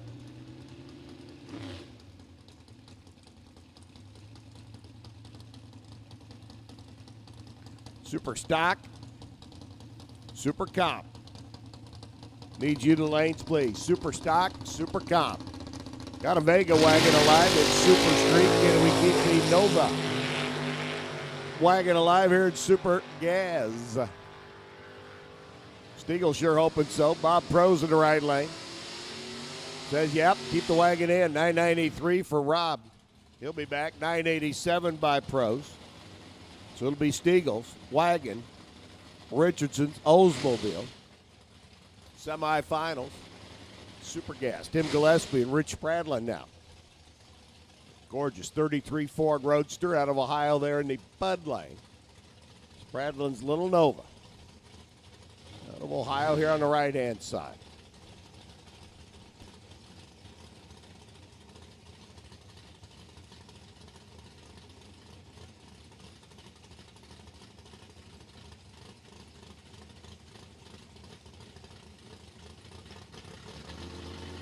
Tim's in.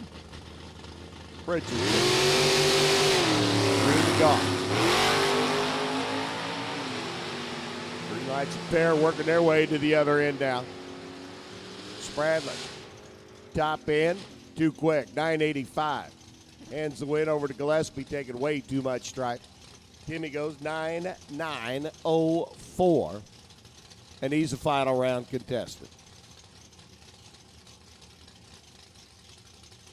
Good run by him. Brad would like to have it back. Craig Anderson, Bob Cacorn, one of these two cars.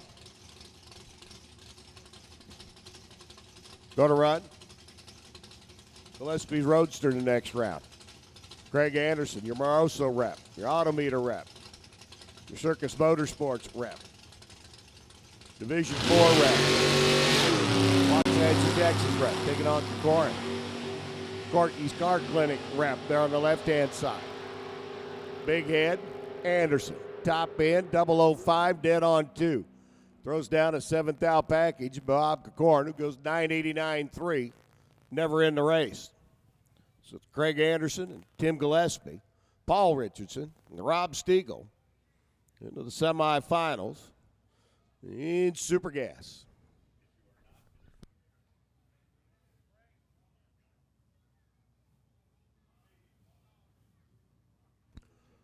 If you are not in the final round of your category, you're in the semifinals, quarterfinals, it is gas and go. Come on back. Fill them, splash them, check them, air them, charge them real quick, and come on down. Round robin time, boys and girls. Go down, swing by the pits, quick stop for the necessities, head on back. It is quick trip time.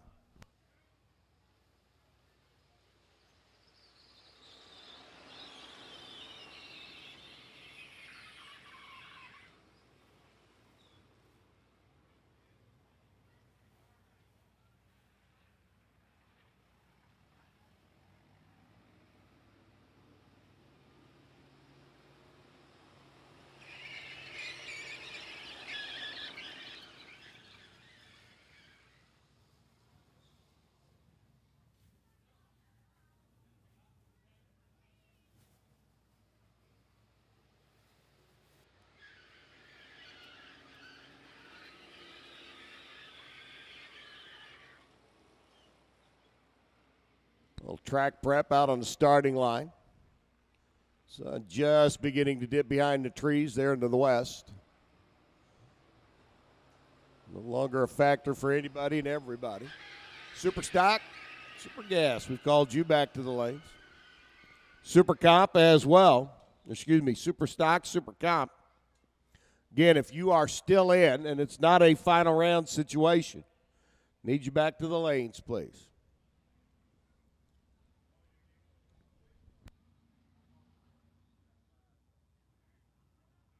Looks like our 3 semifinalists and top sportsman sitting back there ready to go. Super Comp gentlemen, need you to the lanes, please, and ladies. Super Stock, down to 8 cars.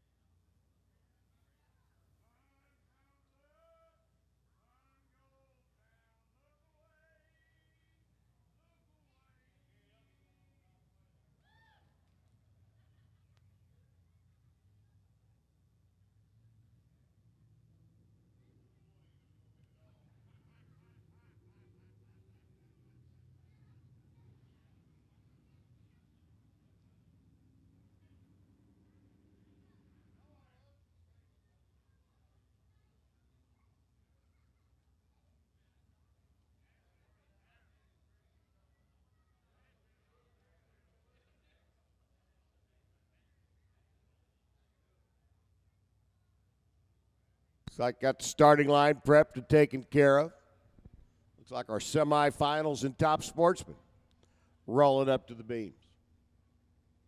How about that, Jerry Albert? Single into the final round. He'll either take on Mario Bosch or Greg Kaufman. Marco Abruzzi, excuse me. Or Greg Kaufman. Marco's sitting down there going, huh? What? Where?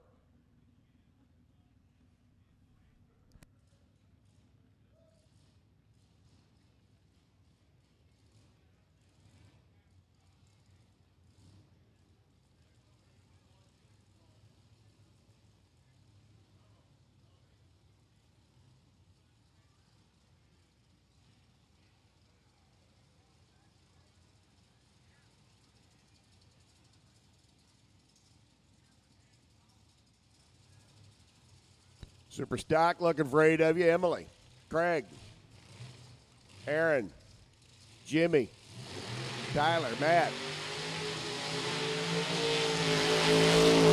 Brad and Dave. Come on down. Greg Kaufman, Marco, who took out Mario in the last round. Now Kaufman gets the wheel and deal. The family Oldsmobile. 94 the dial. He'll leave first. Marco's going to be chasing.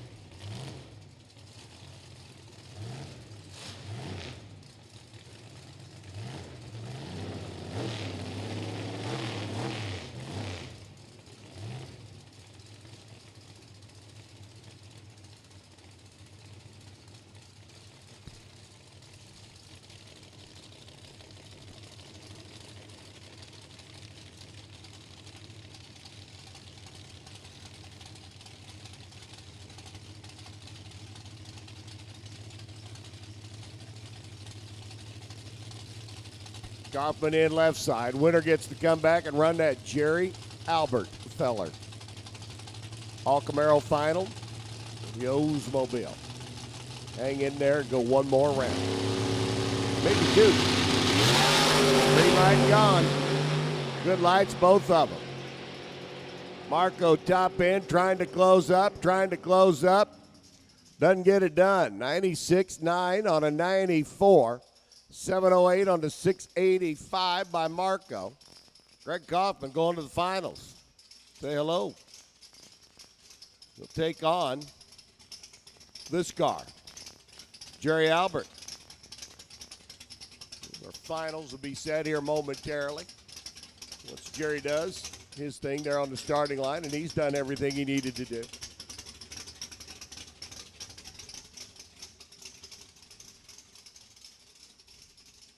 So the final set and comp, Greg Bourgeois, Jason Cohen. Final set and top dragster. Battle of the Chassis Builders, Danny Nelson and Bob Mandel Jr. Or the third, excuse me. Top sportsman finals now set. Jerry Albert, Greg Kaufman. So we're down to two in our three quickest categories. Down to the semifinals in Super Street. We'll take you back to the lanes, please. Michelle, Mr. Kastner, Bannister, and that wheel-standing Murray car out of Missouri. You guys can come back.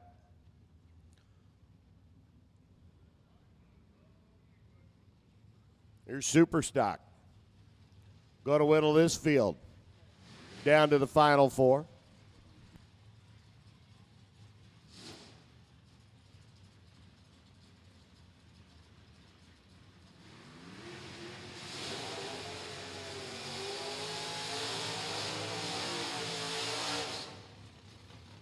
Scooter Hidalgo at the wheel of the Firebird.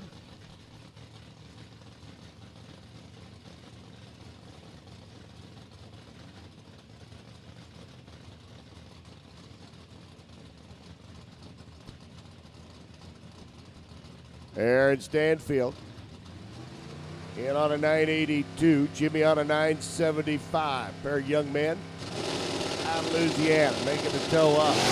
Southern Louisiana, one from north. Out of the gate they go. Country Dog down on the line, wishing, hoping, praying, kicking. Win light for the kid. Double breakout. He's under by 6. Aaron's under by 19. Too quick for Stanfield. Cooters into the semis. He'll be back. Brad Zaskowski taking on Rambo.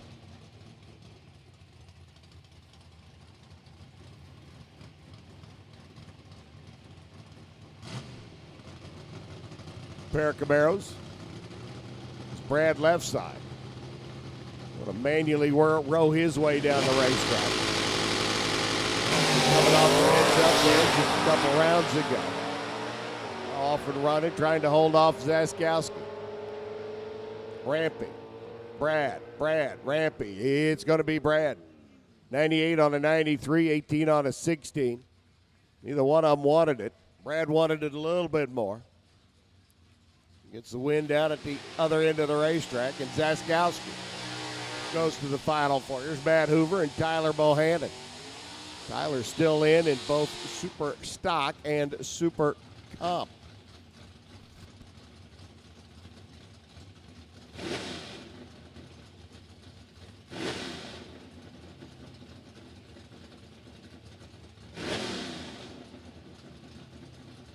Tyler on the right side, Matt in the truck in the left lane. That had some runs last night in the shootout.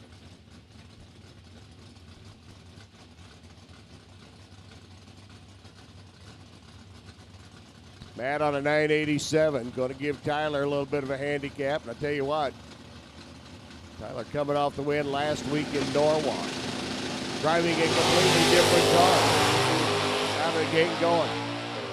Tyler trying to hold off the truck now, see if he can make his way to the Final Four once again. And he does, 10-10, 126. Dead on 4 by Matt Hoover. Unfortunately, Matt left a lot to be desired with his reaction time back here on the starting line. Emily Volkman and Craig Marshall roll in. Winner here gets to come back, take on that young man from Louisiana. Jimmy Hidalgo Jr. Emily, Super L automatic machine, Craig Marshall. Driving that Pontiac with an identity crisis, says Dodge material on the side of it. 875 to a 1073. Emily's going to be off and running. 4 bulbs on the tree. 2 seconds. Big handicap start for little Chevy, too. Emily trying to go to the Final Four, see if she can make her way into that final round. Isn't going to be easy for whoever gets there.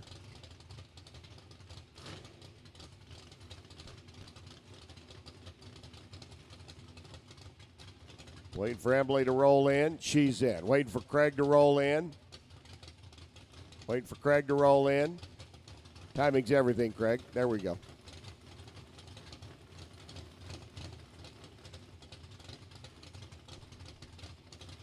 Both pre-stage. Now who wants to stage?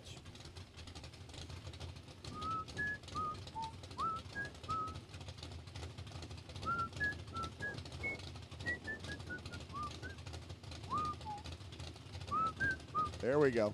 And a red light start by Emily. 5 foul. Too quick. And that poor Pontiac that doesn't know what it wants to be when it grows up goes 8, 8, 8. It'll be Craig Marshall and Cooter. One side of Superstock semifinals. It'll be Tyler Bohannon and Brad Zaskowski on the other.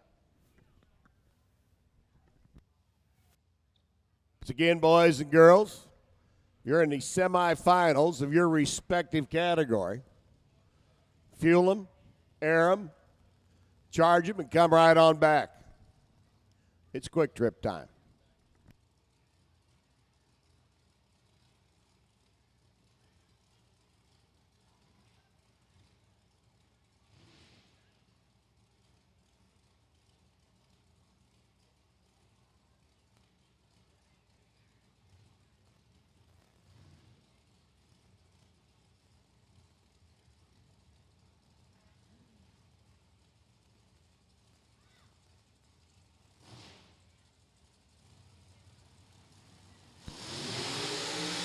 Another big twofer.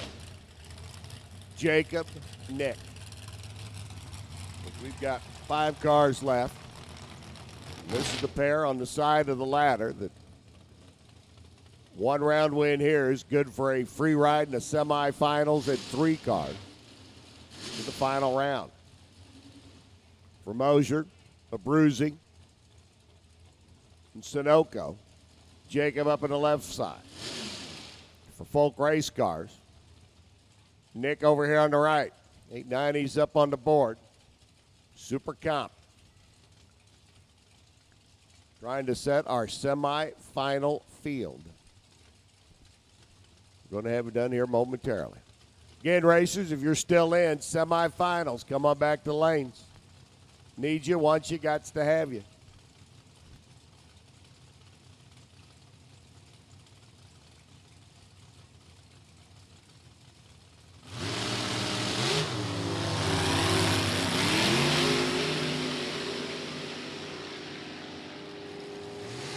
Get down to this end of the day, and it gets tough. 92 beats a 94 by 18. They were virtually identical off the line. Nick Folk goes to the semifinals. Nick Folk goes to the finals. Question is, will he run Elizabeth, Bob, or Tyler? 3 cars left on this side of the ladder. Elizabeth and Robert. So to see who comes back to run Tyler in the semis of Super Comp.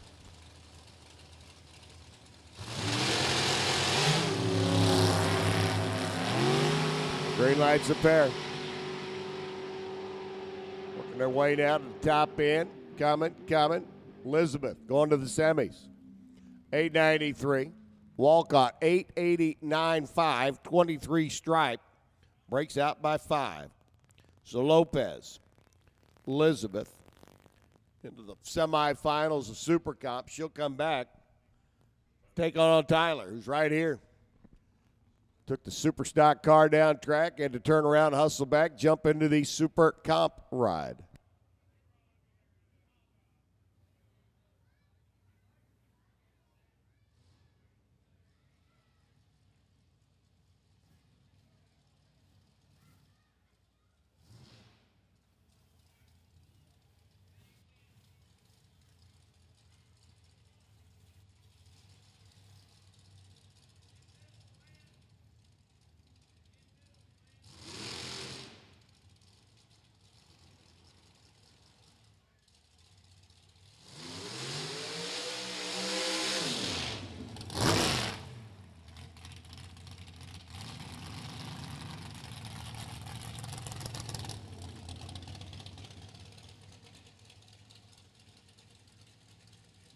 So Tyler staying alive in Super Stock. Now coming back in Super Comp. The 2 folks that work for UPS going to run each other in the semifinals. Tyler and Elizabeth. Somewhere in there, I'd have to think that's a story for the UPS Monthly Magazine.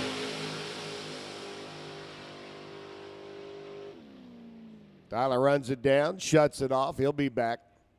Round of 3 cars. Nick Folk going to the final. He'll run either Elizabeth Lopez or Tyler Bohannon. Tyler, right now you'd have to say, is certifiably hot.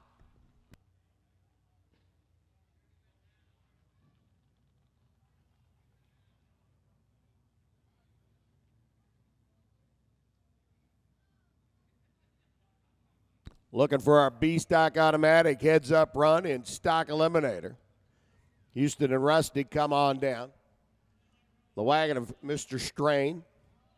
The hot rod of Mr. Marshall. Our stock semifinalists. Folks, if you would, please join us in the staging lanes. I'm getting ready to say, if there's 3, we're waiting on Craig because he just went down track. Paul Richardson, Rob Stiegel, Tim Gillespie, and Craig Anderson needs you back for the semifinals of Super Gas. Michelle Furr, Mr. Kastner from Minnesota, Mr. Bannister in the Vega, Mr. Murray in the Camaro. Need you back for the semifinals of Super Street. Realize Super Stock and Super Comp just ran, but boys and girls, we need you back in those categories as well. Got our finalists set in Comp, Top Dragster, Top Sportsman. Getting ready to set our finalists in our other 5 categories. Come on down.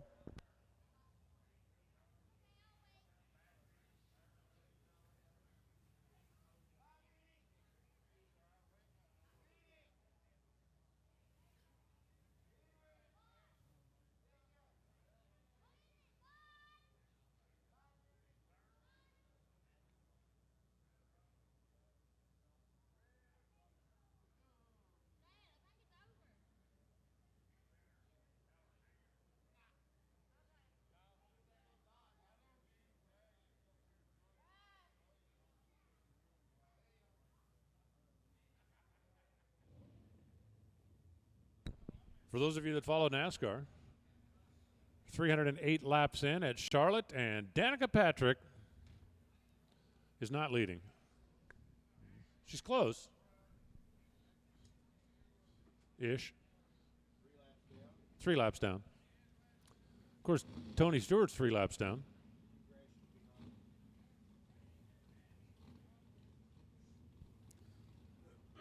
Right now, there's only 16 cars still on the lead lap. It's been a long, long green. I won't ruin it. I know some of you guys are taping it and want to see it, so I won't tell you that Dale Jr. won. It's 100 laps from the end. Come on.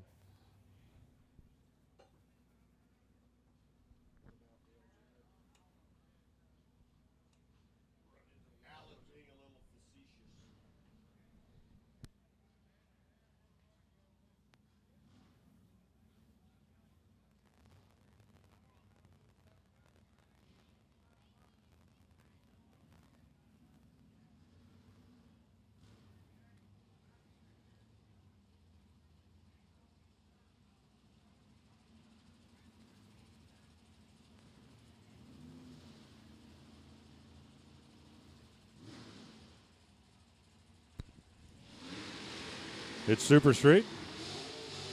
It's semifinals. It's Michelle and John.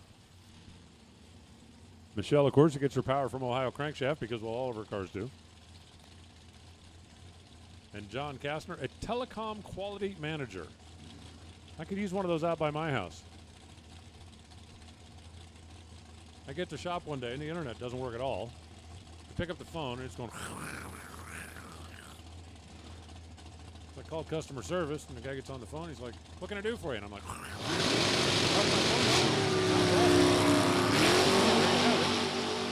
would you like me to do?" Boy, John Kastner's car come off the stop and kicked the tail to the side, and that was pretty much game over for him. Michelle goes 1191. He's in way back off the throttle. John missed it down here and then had an issue out there, and that was that. So Michelle goes to a final round again, where she will either run Lewis Murray or Jimmy Bannister.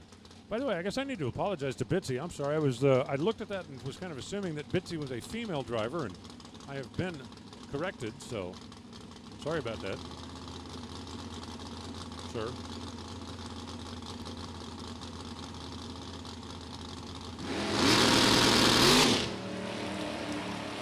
The twin wheel stand Camaro does its trick.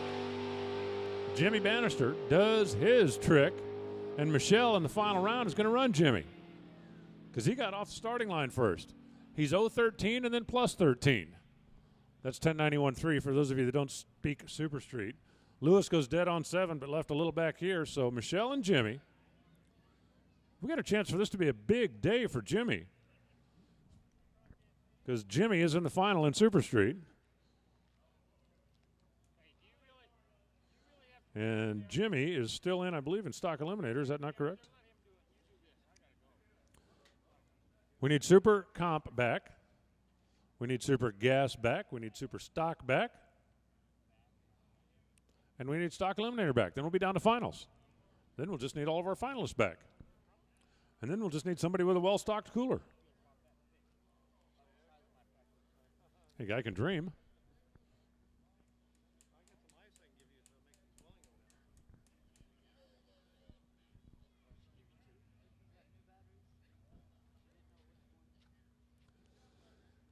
If you're in the finals, just hang tight for a minute. Well, let's get all of our semifinalists back. Oh, okay. See, Bob's got like a system up here, and I've ruined everything with the paperwork thing. And Tyler, I get it. You're in 2. That's cool. Actually, that's like really cool. Well, how about this? Tyler and Marshall are about to race.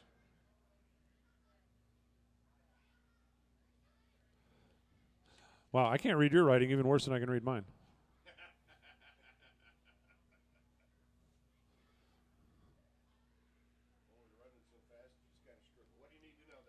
I don't know. Well, I know. Here's what I know. I know they can't both double because they're both in super stock. So they can't both double. Okay, I got it, ish.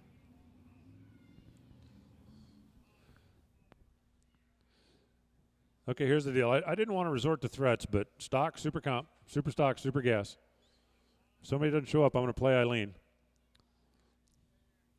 Or maybe I'll like go on YouTube and see if I can find a Boy George song or something. That usually gets them moving. I'd be motivated.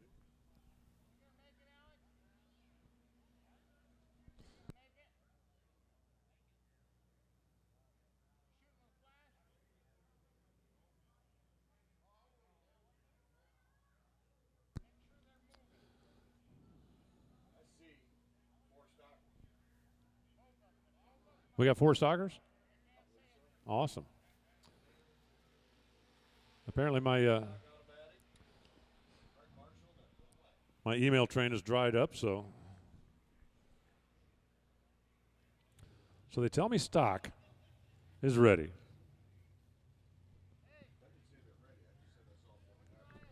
They tell me stock is around the corner and up next. Let's go with that. They sound ready.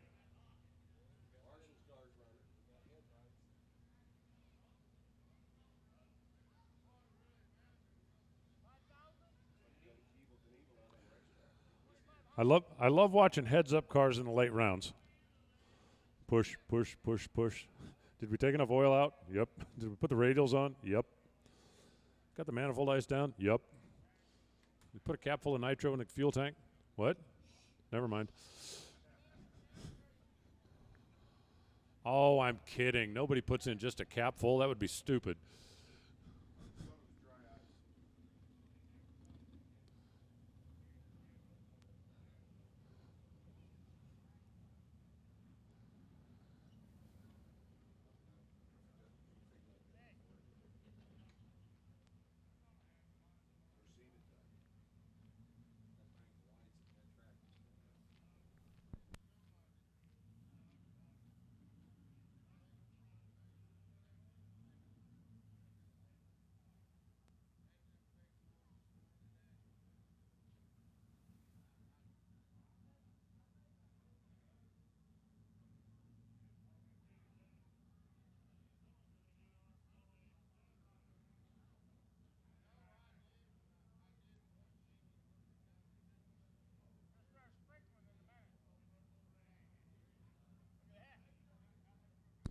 Just have to get our trackside services guy clear down there at the top end, and we'll be ready.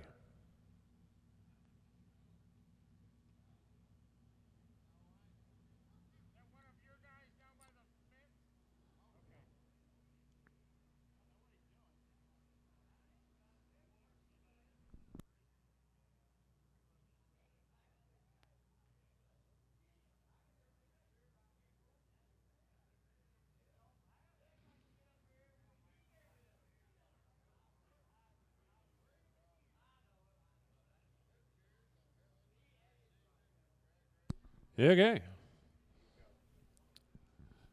Let's roll them out, guys.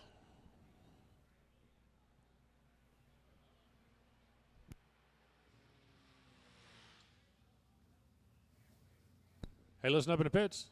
Attention in the pits. Comp, top dragster, top sportsman.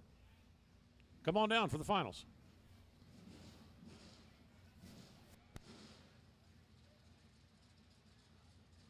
Comp eliminator, top dragster, top sportsman. Final rounds. Let's head this way, please. We'll get these semifinal rounds locked down, and then we'll be ready for trophy time.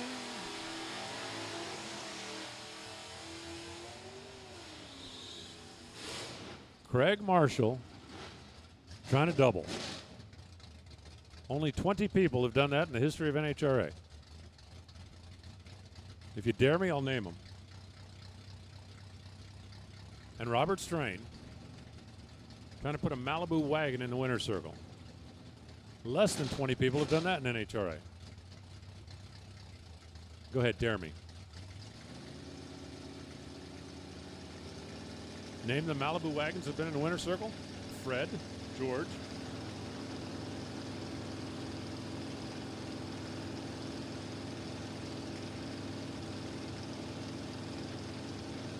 Don't you name your race cars? We're away on the green side of the tree. See if Robert can hold on.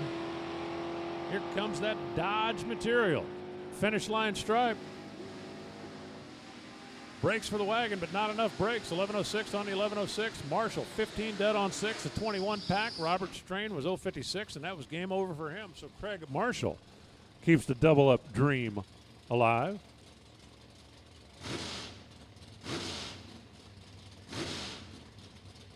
And here we go. Heads up, be automatic. Let the freezing of fuel commence. Houston Rakes, Rusty Hall. 454 Chevelle, Cobra Jet Shelby, first one to the finish line wins. Just be green and then be fast. We got the green part down, and they are basically dead even. And the Shelby goes quiet. How about Houston? He's going to run for the trophy. 10:44. At 124 miles per, his first national event, the JEGS SportsNationals, and he's got a shot at taking it home. All he's got to do is beat Craig Marshall. 14.97 for Rusty, 58 miles an hour. And Houston takes the Chevy right on.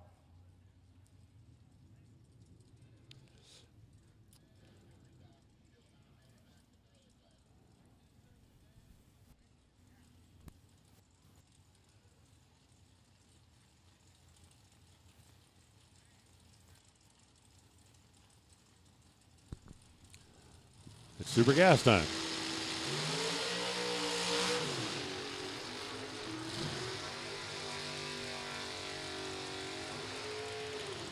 Competition eliminator, top dragster, top sportsman finals. Come on down. It's almost trophy time. It's Paul and Rob. At this point, you probably should be on a first name basis with everybody. If you're not, that's Paul, that's Rob. Let's see. Ohio, right? So we got Indiana, we got Tennessee, we got Texas, we got Ohio.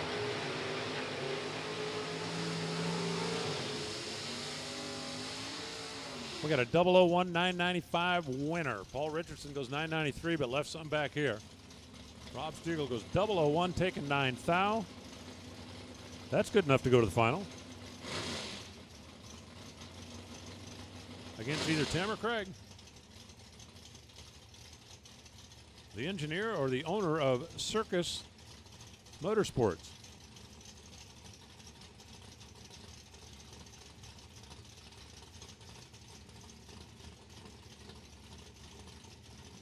Oh, Craig used to love when we would run the Sports Nationals down there at Baton Rouge, or at No Problem Raceway, I should say.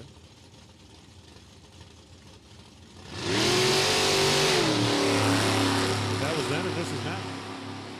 It's whole new era here at Bowling Green. And there's your win light.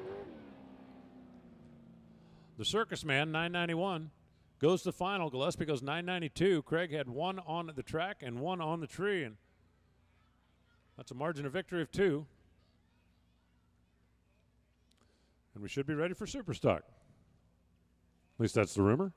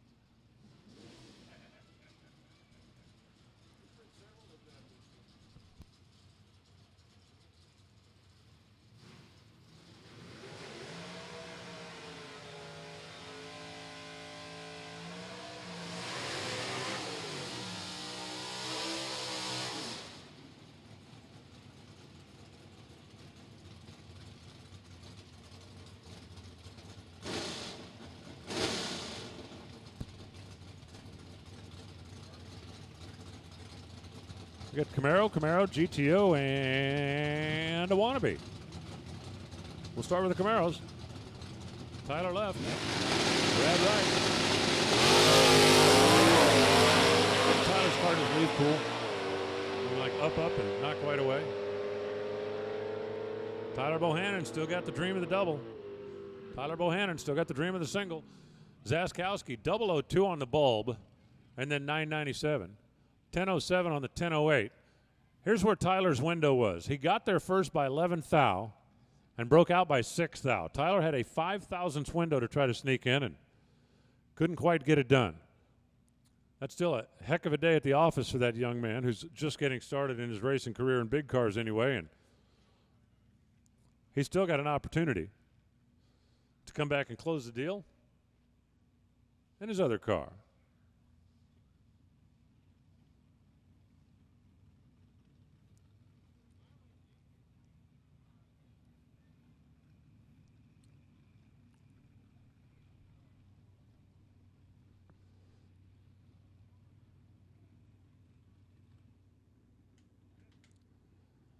Copper Wallies await.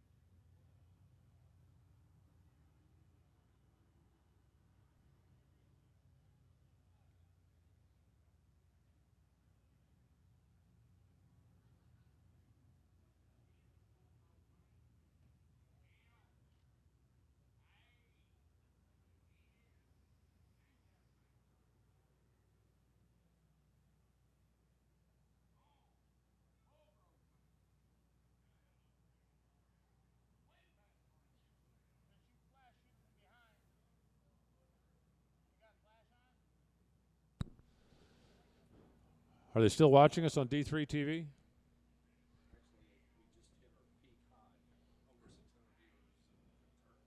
Can they see me? No, that's not what I'm asking. Okay, good.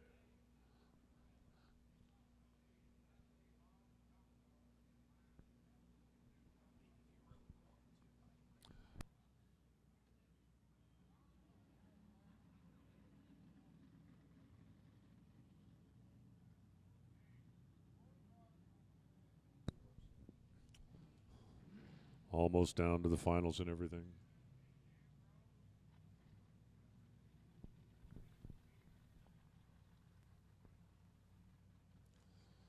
Thank goodness the banner cleanup crew got here.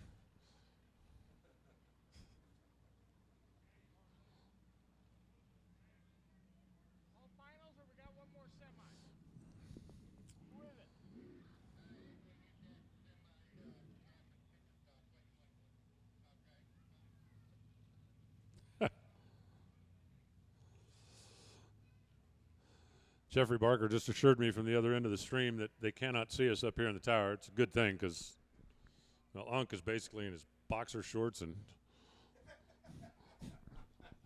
tank top, and it's not pretty. Go ahead, try to get that image out of your mind.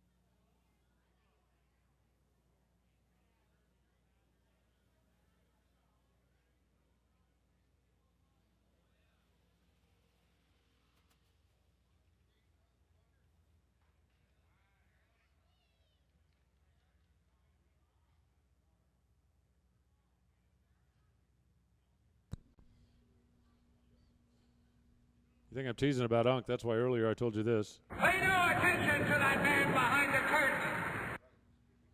That is exactly the kind of idiot you see at Taco Bell at 1 in the morning.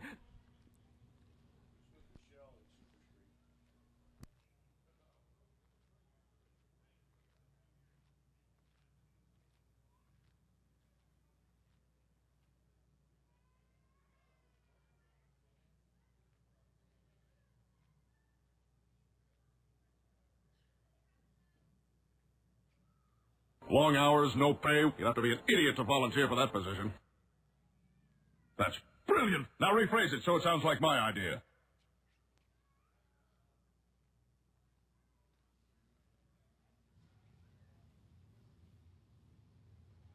All right, here comes the other half of our super stock.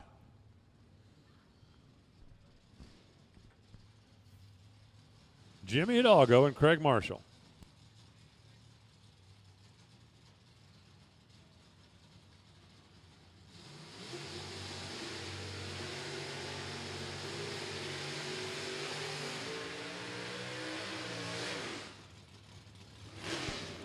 Well, once again, we got two guys on the start line going, my kid can beat your kid. Craig's dad, Bob, stands there watching his son. Jimmy's dad, Jimmy, stands there watching his son.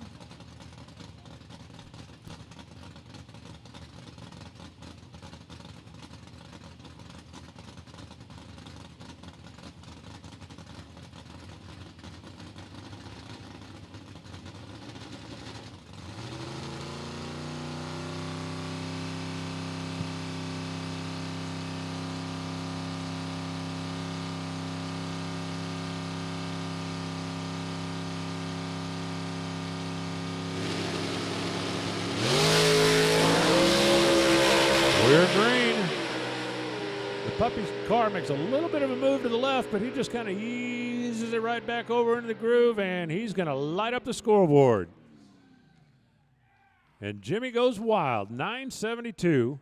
On a 972, he runs dead on 3, taking 2 thou. Where'd he learn that? Because his dad was never that good. I'm kidding. His dad really was that good. I mean, like 58 years ago. Craig Marshall goes 872, crossing the finish line second. He just missed a little bit at this end, and Jimmy made him pay at that end.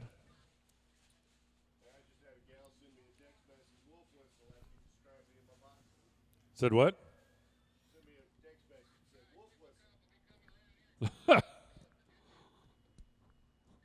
Wow.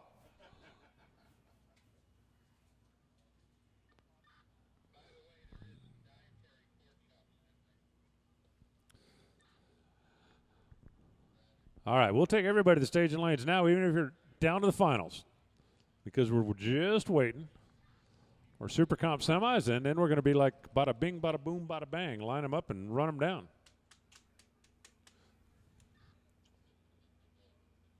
That's brilliant. Now rephrase it so it sounds like my idea.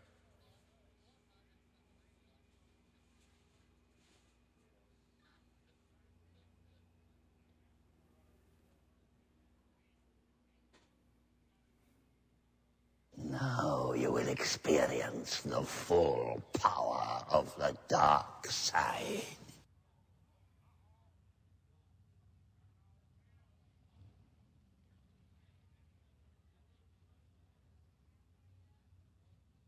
Everything is proceeding as I have foreseen.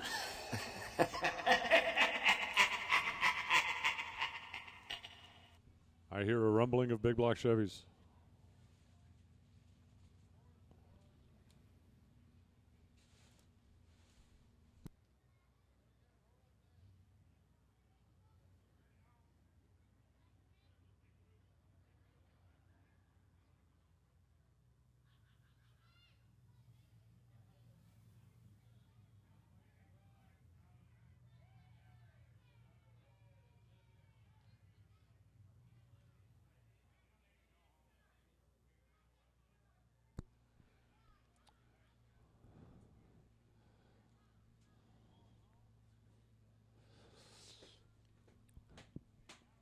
Come on down, everybody. As soon as this semifinal runs, we'll start with trophies.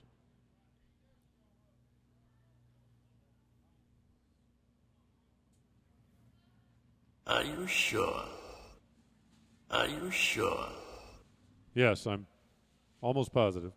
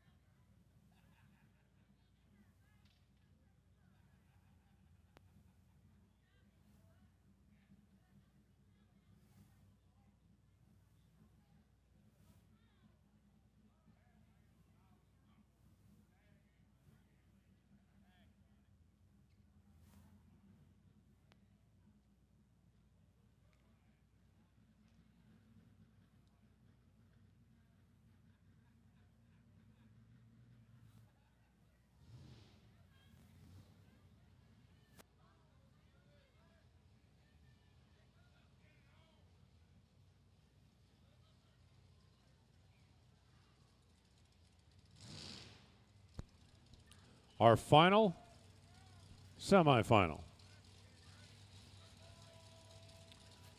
And then it'll be time for our final. And then the next final, and then the next final until we get to the final.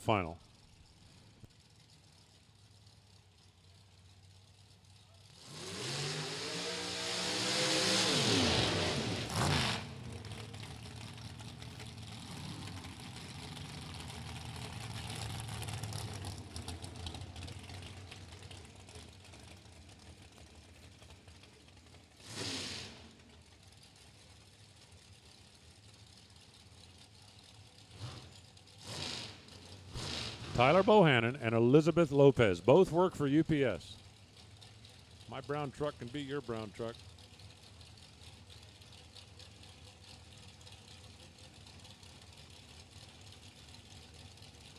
Tyler left, Elizabeth right.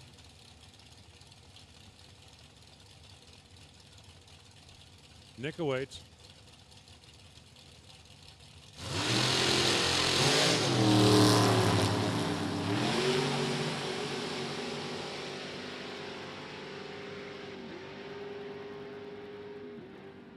Tyler Bohannon at 18 years old will have a chance to run for it. He gets there first, runs 8:91. Elizabeth crosses second under a thou. So it'll be Tyler and Nick for the trophy as soon as they can get him back.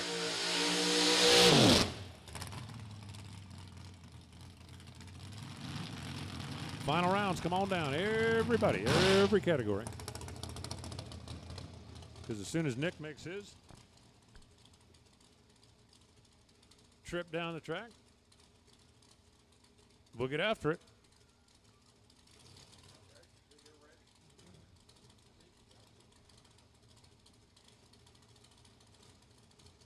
We got top dragster at the ready line. Should have comp eliminator back here behind the tower ready to rock.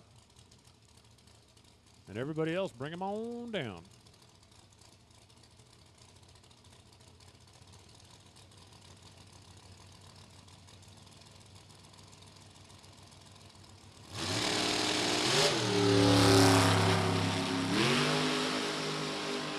.004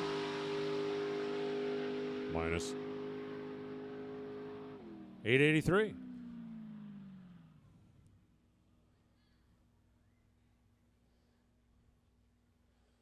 Just like you plan it, right, Brian?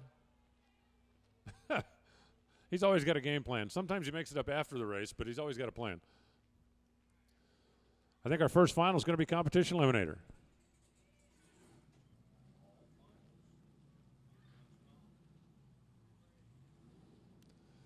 Here comes the champ. And here comes the challenger. They qualified 1 and 2. They annihilated Index on the way here. But yet, they are here.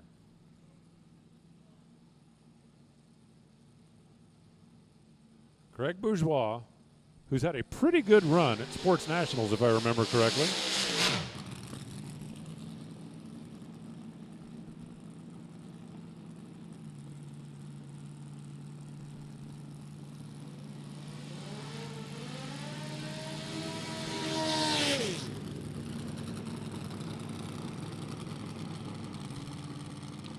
Jason Cohn with a little 4-cylinder.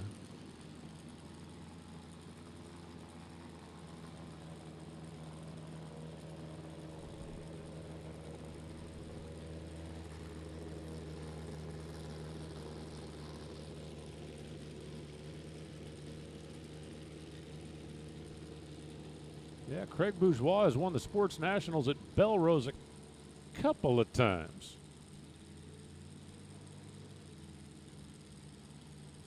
If he could do this, it would be his first of the year. If Jason Cohn has other ideas. Because Jason's the kind of guy that, well, he's going to have his own idea. His idea is, I want the trophy, not you.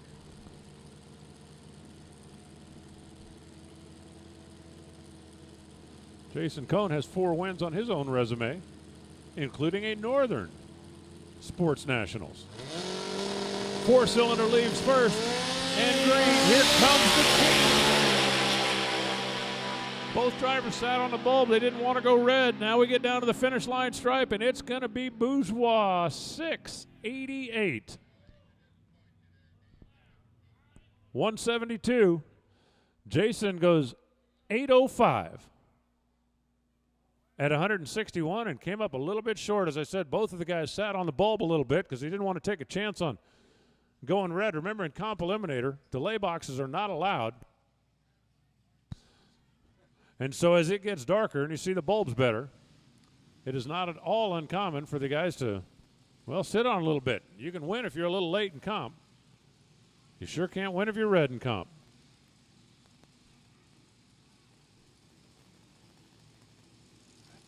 And now it's top dragster. It's the battle of the chassis guys. Danny Nelson is Racecraft. Bob Mandel is Profab.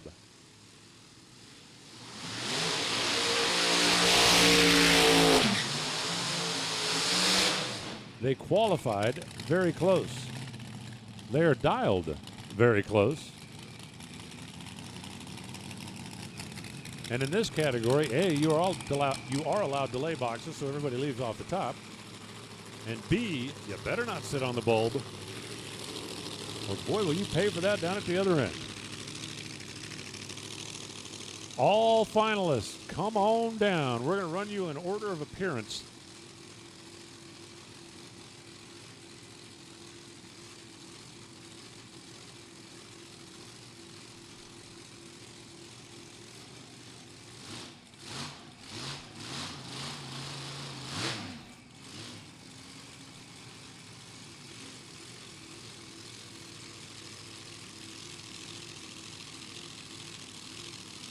Teams have done all they can do at this point. It's in the hands of the driver.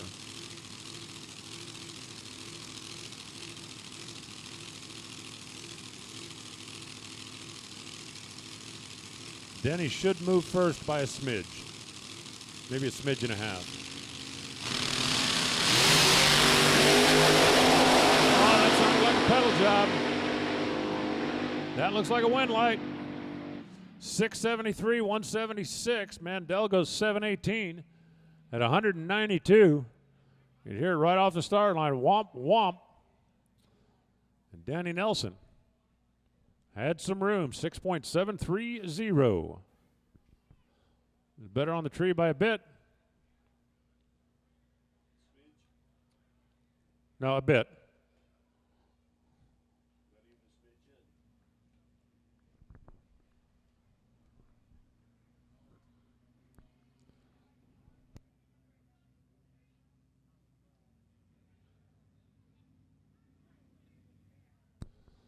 How about Danny? First national event win. He becomes the 9th guy named Danny to win a national event. Behind some famous ones like Danny and Gaius, Danny Townsend, Danny Rosenthal, Danny Rowe, Danny Gruninger, Danny Doherty, Danny Bird, and the infamous Delaware Destroyer himself, Danny Bastinelli.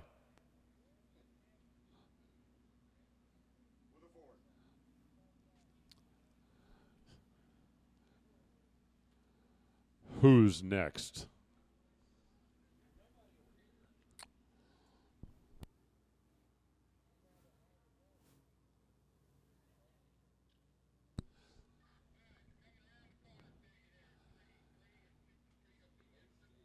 Hey, for all of the racers who are still here, and for all of the workers who've put in some long days and made this a terrific event, I want to pass along Jay Hollinger's sincere appreciation to everybody for making it happen. We sent a whole lot of race cars down the track in the last couple of days, and no, it's not always easy. I know sometimes you got to hustle, and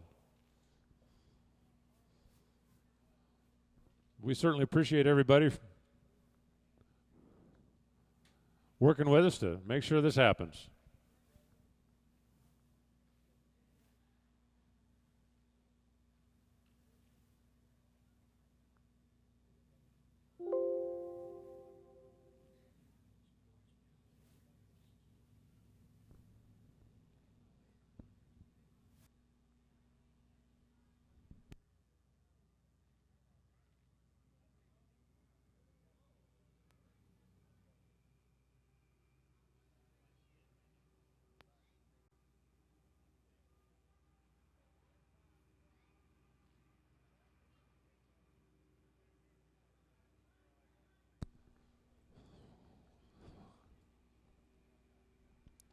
So Jerry Albert looking for his second national event win to go with that JEGS Northern Sports Nationals in Columbus a couple of years ago.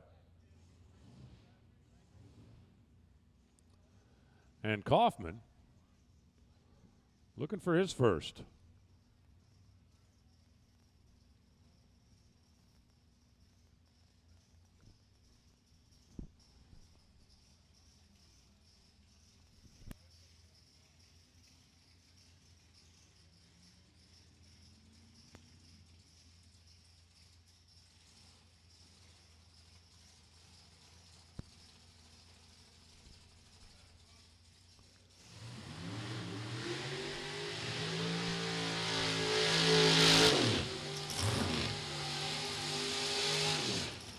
Greg Kaufman works in the business that his dad started a number of years ago. Of course, when his dad was racing, he was racing Pro Stock in a Cutlass that I got to believe this was one of.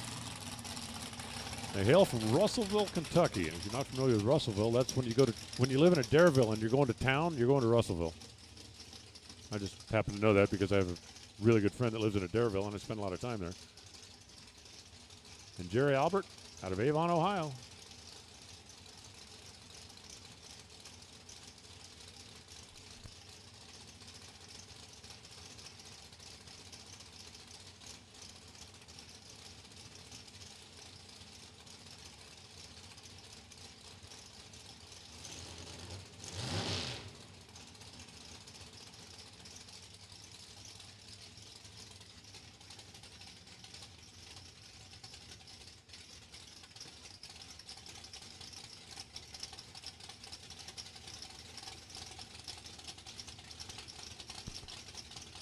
Greg looking for number 1. Jerry looking for number 2.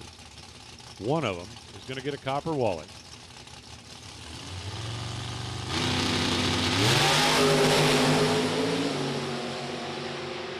Albert's drifting just a little to the left, but he hangs it on his side. Brake lights on, and now wind lights on. 693 for the win for Jerry. Greg was better on the bulb, but his 710 not where he needed to be, and Jerry Albert picks up his second. Congratulations to Team JEGS and Abruzzi and Holly and Tracy. Long day turns into a good day. And for Greg Kaufman, judging by the way he was handling that car today, I have a feeling that we're going to see him in the winner's circle, and I mean sooner, not later. Came up a little short here in the final. Now it's Super Street time.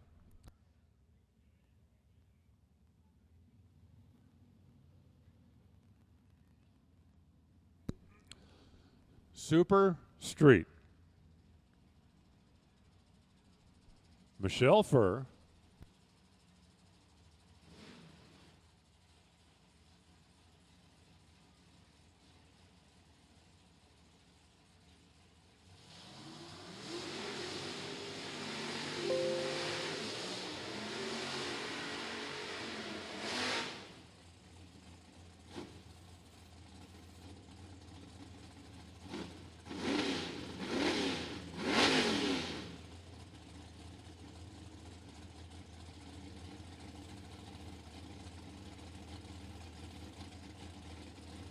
Jimmy Bannister trying to win his first ever. That's the Vega. Michelle Furr trying to win her third, but her first in Super Street. She's got a couple in the 890 category. Has never closed the deal in the 1090 category.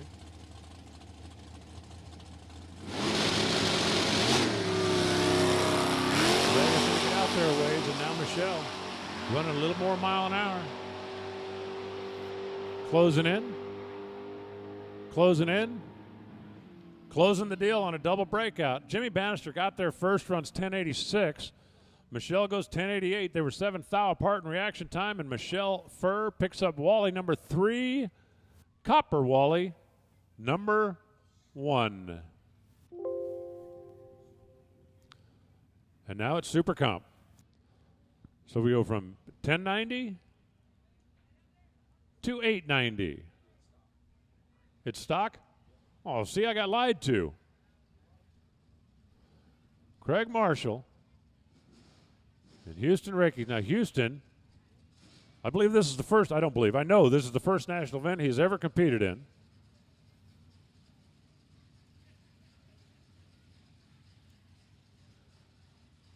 Craig Marshall trying to get win number 5.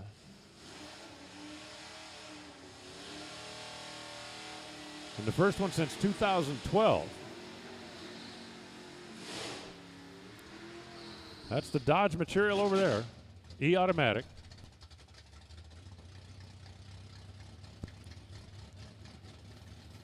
And Houston, out of Kentucky, trying to win his first national event start. That is not easy to do. Of course, it's not easy to get to the final in your first national event start.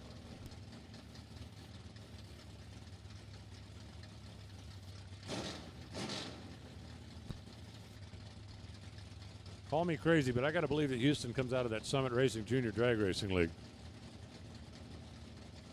You don't get to be this good at his age without having had some seat time before you got here. They bump in. The Dodge goes first, and then SS 454 Chevelle will try to close the deal. In, set, and we are green on both sides. Craig Marshall's out there. Houston, closing. Now you got to make the right choice. Finish line. How about Houston gets it done? His first national event win. 10:48 on the 10:45. He was 006 on the tree in the final round. Nice job for the young man. Craig goes 11:03 at 116 miles an hour, but he left a couple of hun back here, and that was too much to overcome down there. Now it's Brad Zaskowski and Jimmy Hidalgo. These guys have both been there before. The 327 4-speed for Zaskowski, who at this point in time in NHRA history, you might say, you could certainly make an argument for. He is the best 4-speed driver out there on the racetrack right now. There was a time when there was no question that crown belonged to Kevin Helms. But Kevin has since moved on to drive the torque converter cars, and Zaskowski has been top. Oh, hang on!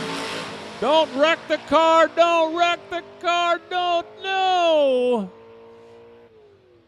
Brad Zaskowski gets the win. Hidalgo's car stood up, headed for the center line, came back down. I thought he had it saved.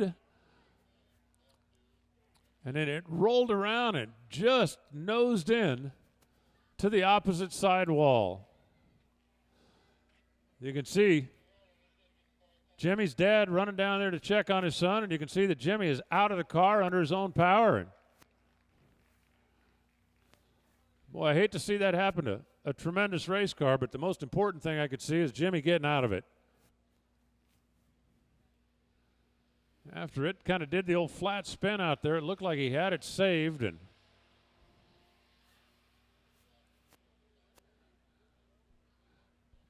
by the way, we can take care of stuff down there. We don't need 47 people on a racetrack. Please stay back here.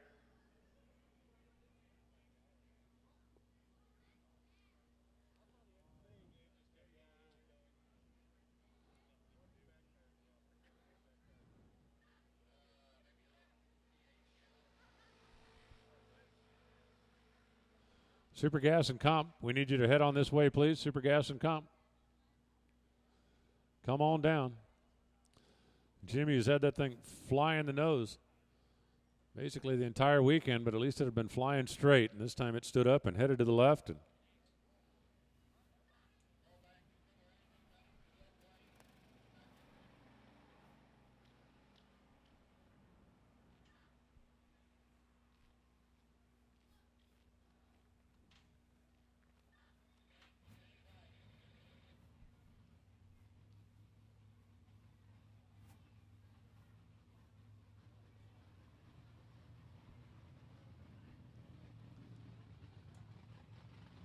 well, it certainly would appear from this end that damage to the car is minimal since he's driving it off the racetrack.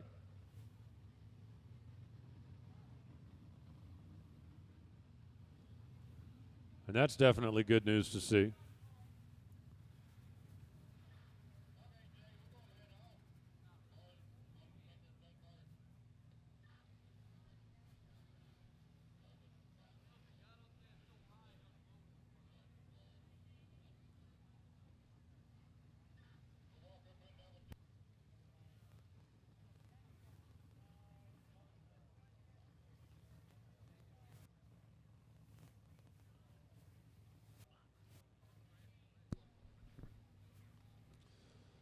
Yeah, get all the equipment off the track. They just want to double check and make sure there's nothing down there that has to be cleaned up or straightened up before we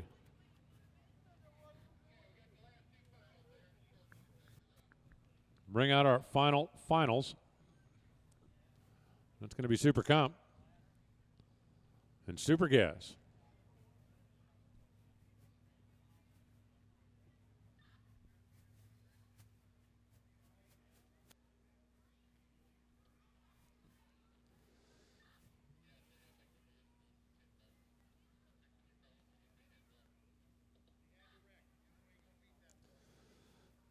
Listen to the trackside radio conversations down there. It looks like we just need to get everybody cleaned off out there on the racetrack. And we've got 2 trophies that we haven't determined the rightful owner of just yet.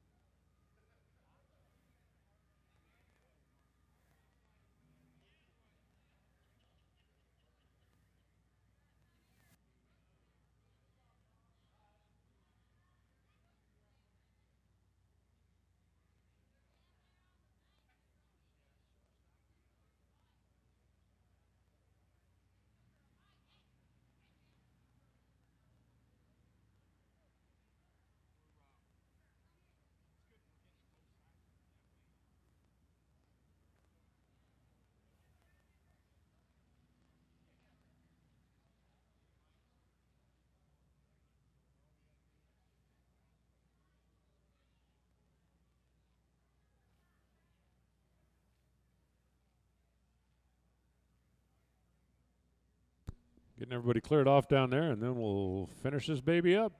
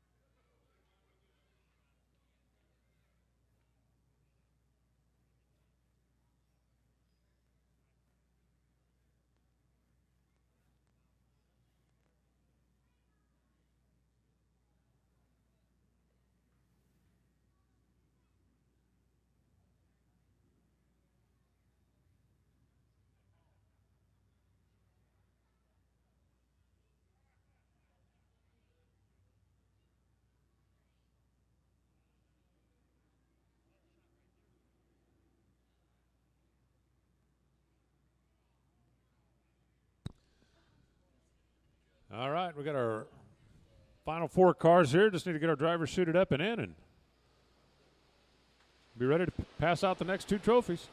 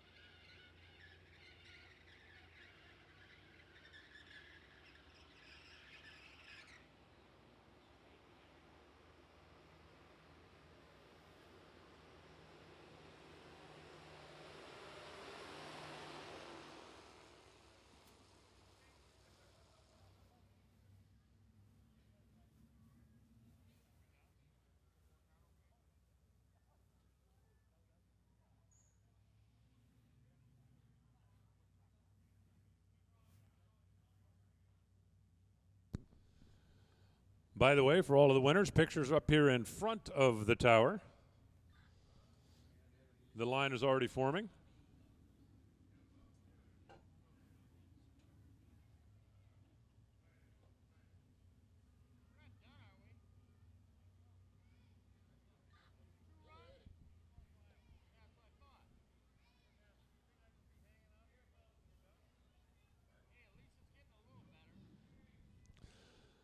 Tyler and Nick both putting their helmets on now, ready to go after we sent the Gestapo out there to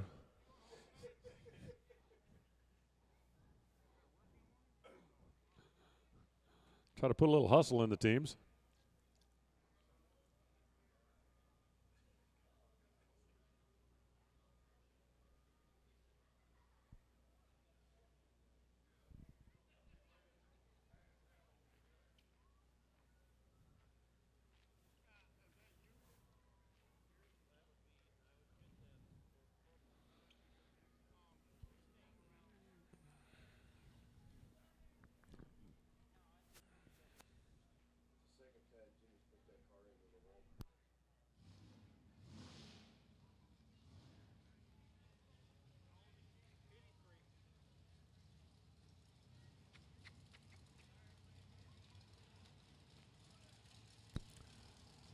Tyler for World Products in the left side, and Nick for Folk Race Cars in the right side.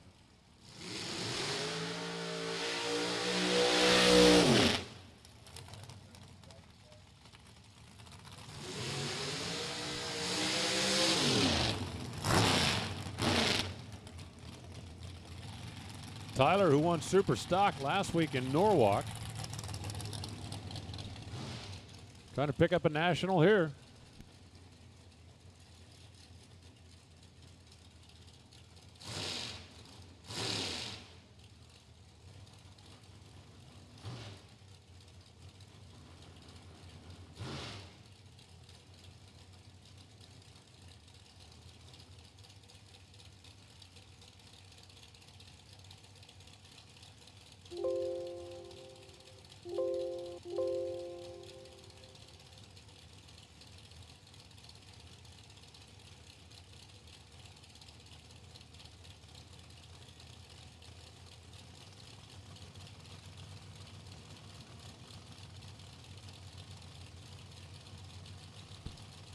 Tyler trying to become the third guy named Tyler to ever win a national event. Remember last week was the division race?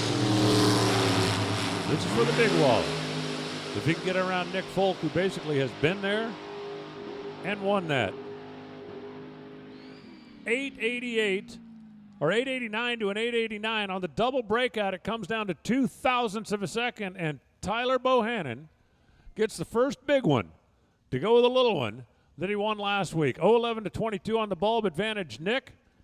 2 thou on the double breakout, and Tyler Bohannon, who had a tremendous day here, taking both cars late rounds, closes the deal in the dragster for his first national event win. And here's our final. Craig Anderson, the Circus Motorsports car, and Rob Stiegel,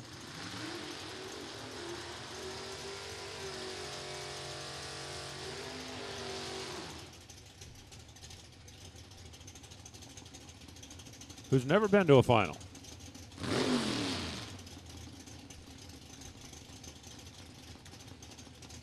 The Chevy 2 wagon, we talked about it all weekend. Just a really cool car down there. And Craig Anderson in that topless Corvette Roadster that have become oh so popular out here on the Super Gas. Easy to see out of it. Rob gets down the racetrack a long ways, and now Craig comes off the throttle stop, and here comes that big block trying to shove the wagon out the back door, and he does just that. 983 for Rob. Took a train length, comes out on the wrong side. Craig pushed and then backed up, and he picks up yet another one at 989 on the double breakout. That'll do it. It's been a couple of long days, but it sure has been a couple of fun days. I'm glad you guys all came out and joined us. Almost 600 cars in competition here this weekend. And we got her done. A little later than planned, but who cares? we got her done. It is so great to be back here at Beach Bend. Thanks to Dallas, thanks to Frida, thanks to everybody who made us feel so welcome here. A tip of the cap to all the winners, and a hearty thanks to all of the participants. Can't all win, but we can certainly all have fun. Thank you to the folks at JEGS, JEGS.com, for the barbecue the other night, for jumping on board with the JEGS SportsNationals again. Thanks to the folks at Quick Fuel Technologies. It was fun. I'm glad I got to come hang out and be a part of this one. All the Division III team and the guys that came up from D2 that help out as well. And for the guys that shared microphone time up here, for Warren, for Ron, for Unc. It's good to hang out with Unc and spend a little time together again. Now we're all going to scatter like quail, as they say. I'm going that way, they're going that way. Most of you are going to Chicago. Be a little this way, a little that way, and until we meet again. Hopefully it won't be too far down the road. When you head out tonight, please drive careful on your way home. Remember, holiday weekend, there's going to be A, a lot of traffic, and B, a lot of bozos out there on the road, so don't be a bozo. That should be a bumper sticker. Don't be a bozo. It was fun to be here this weekend. Thanks to everybody who made it happen. I'm Alan. Good night. Travel safe. See you soon.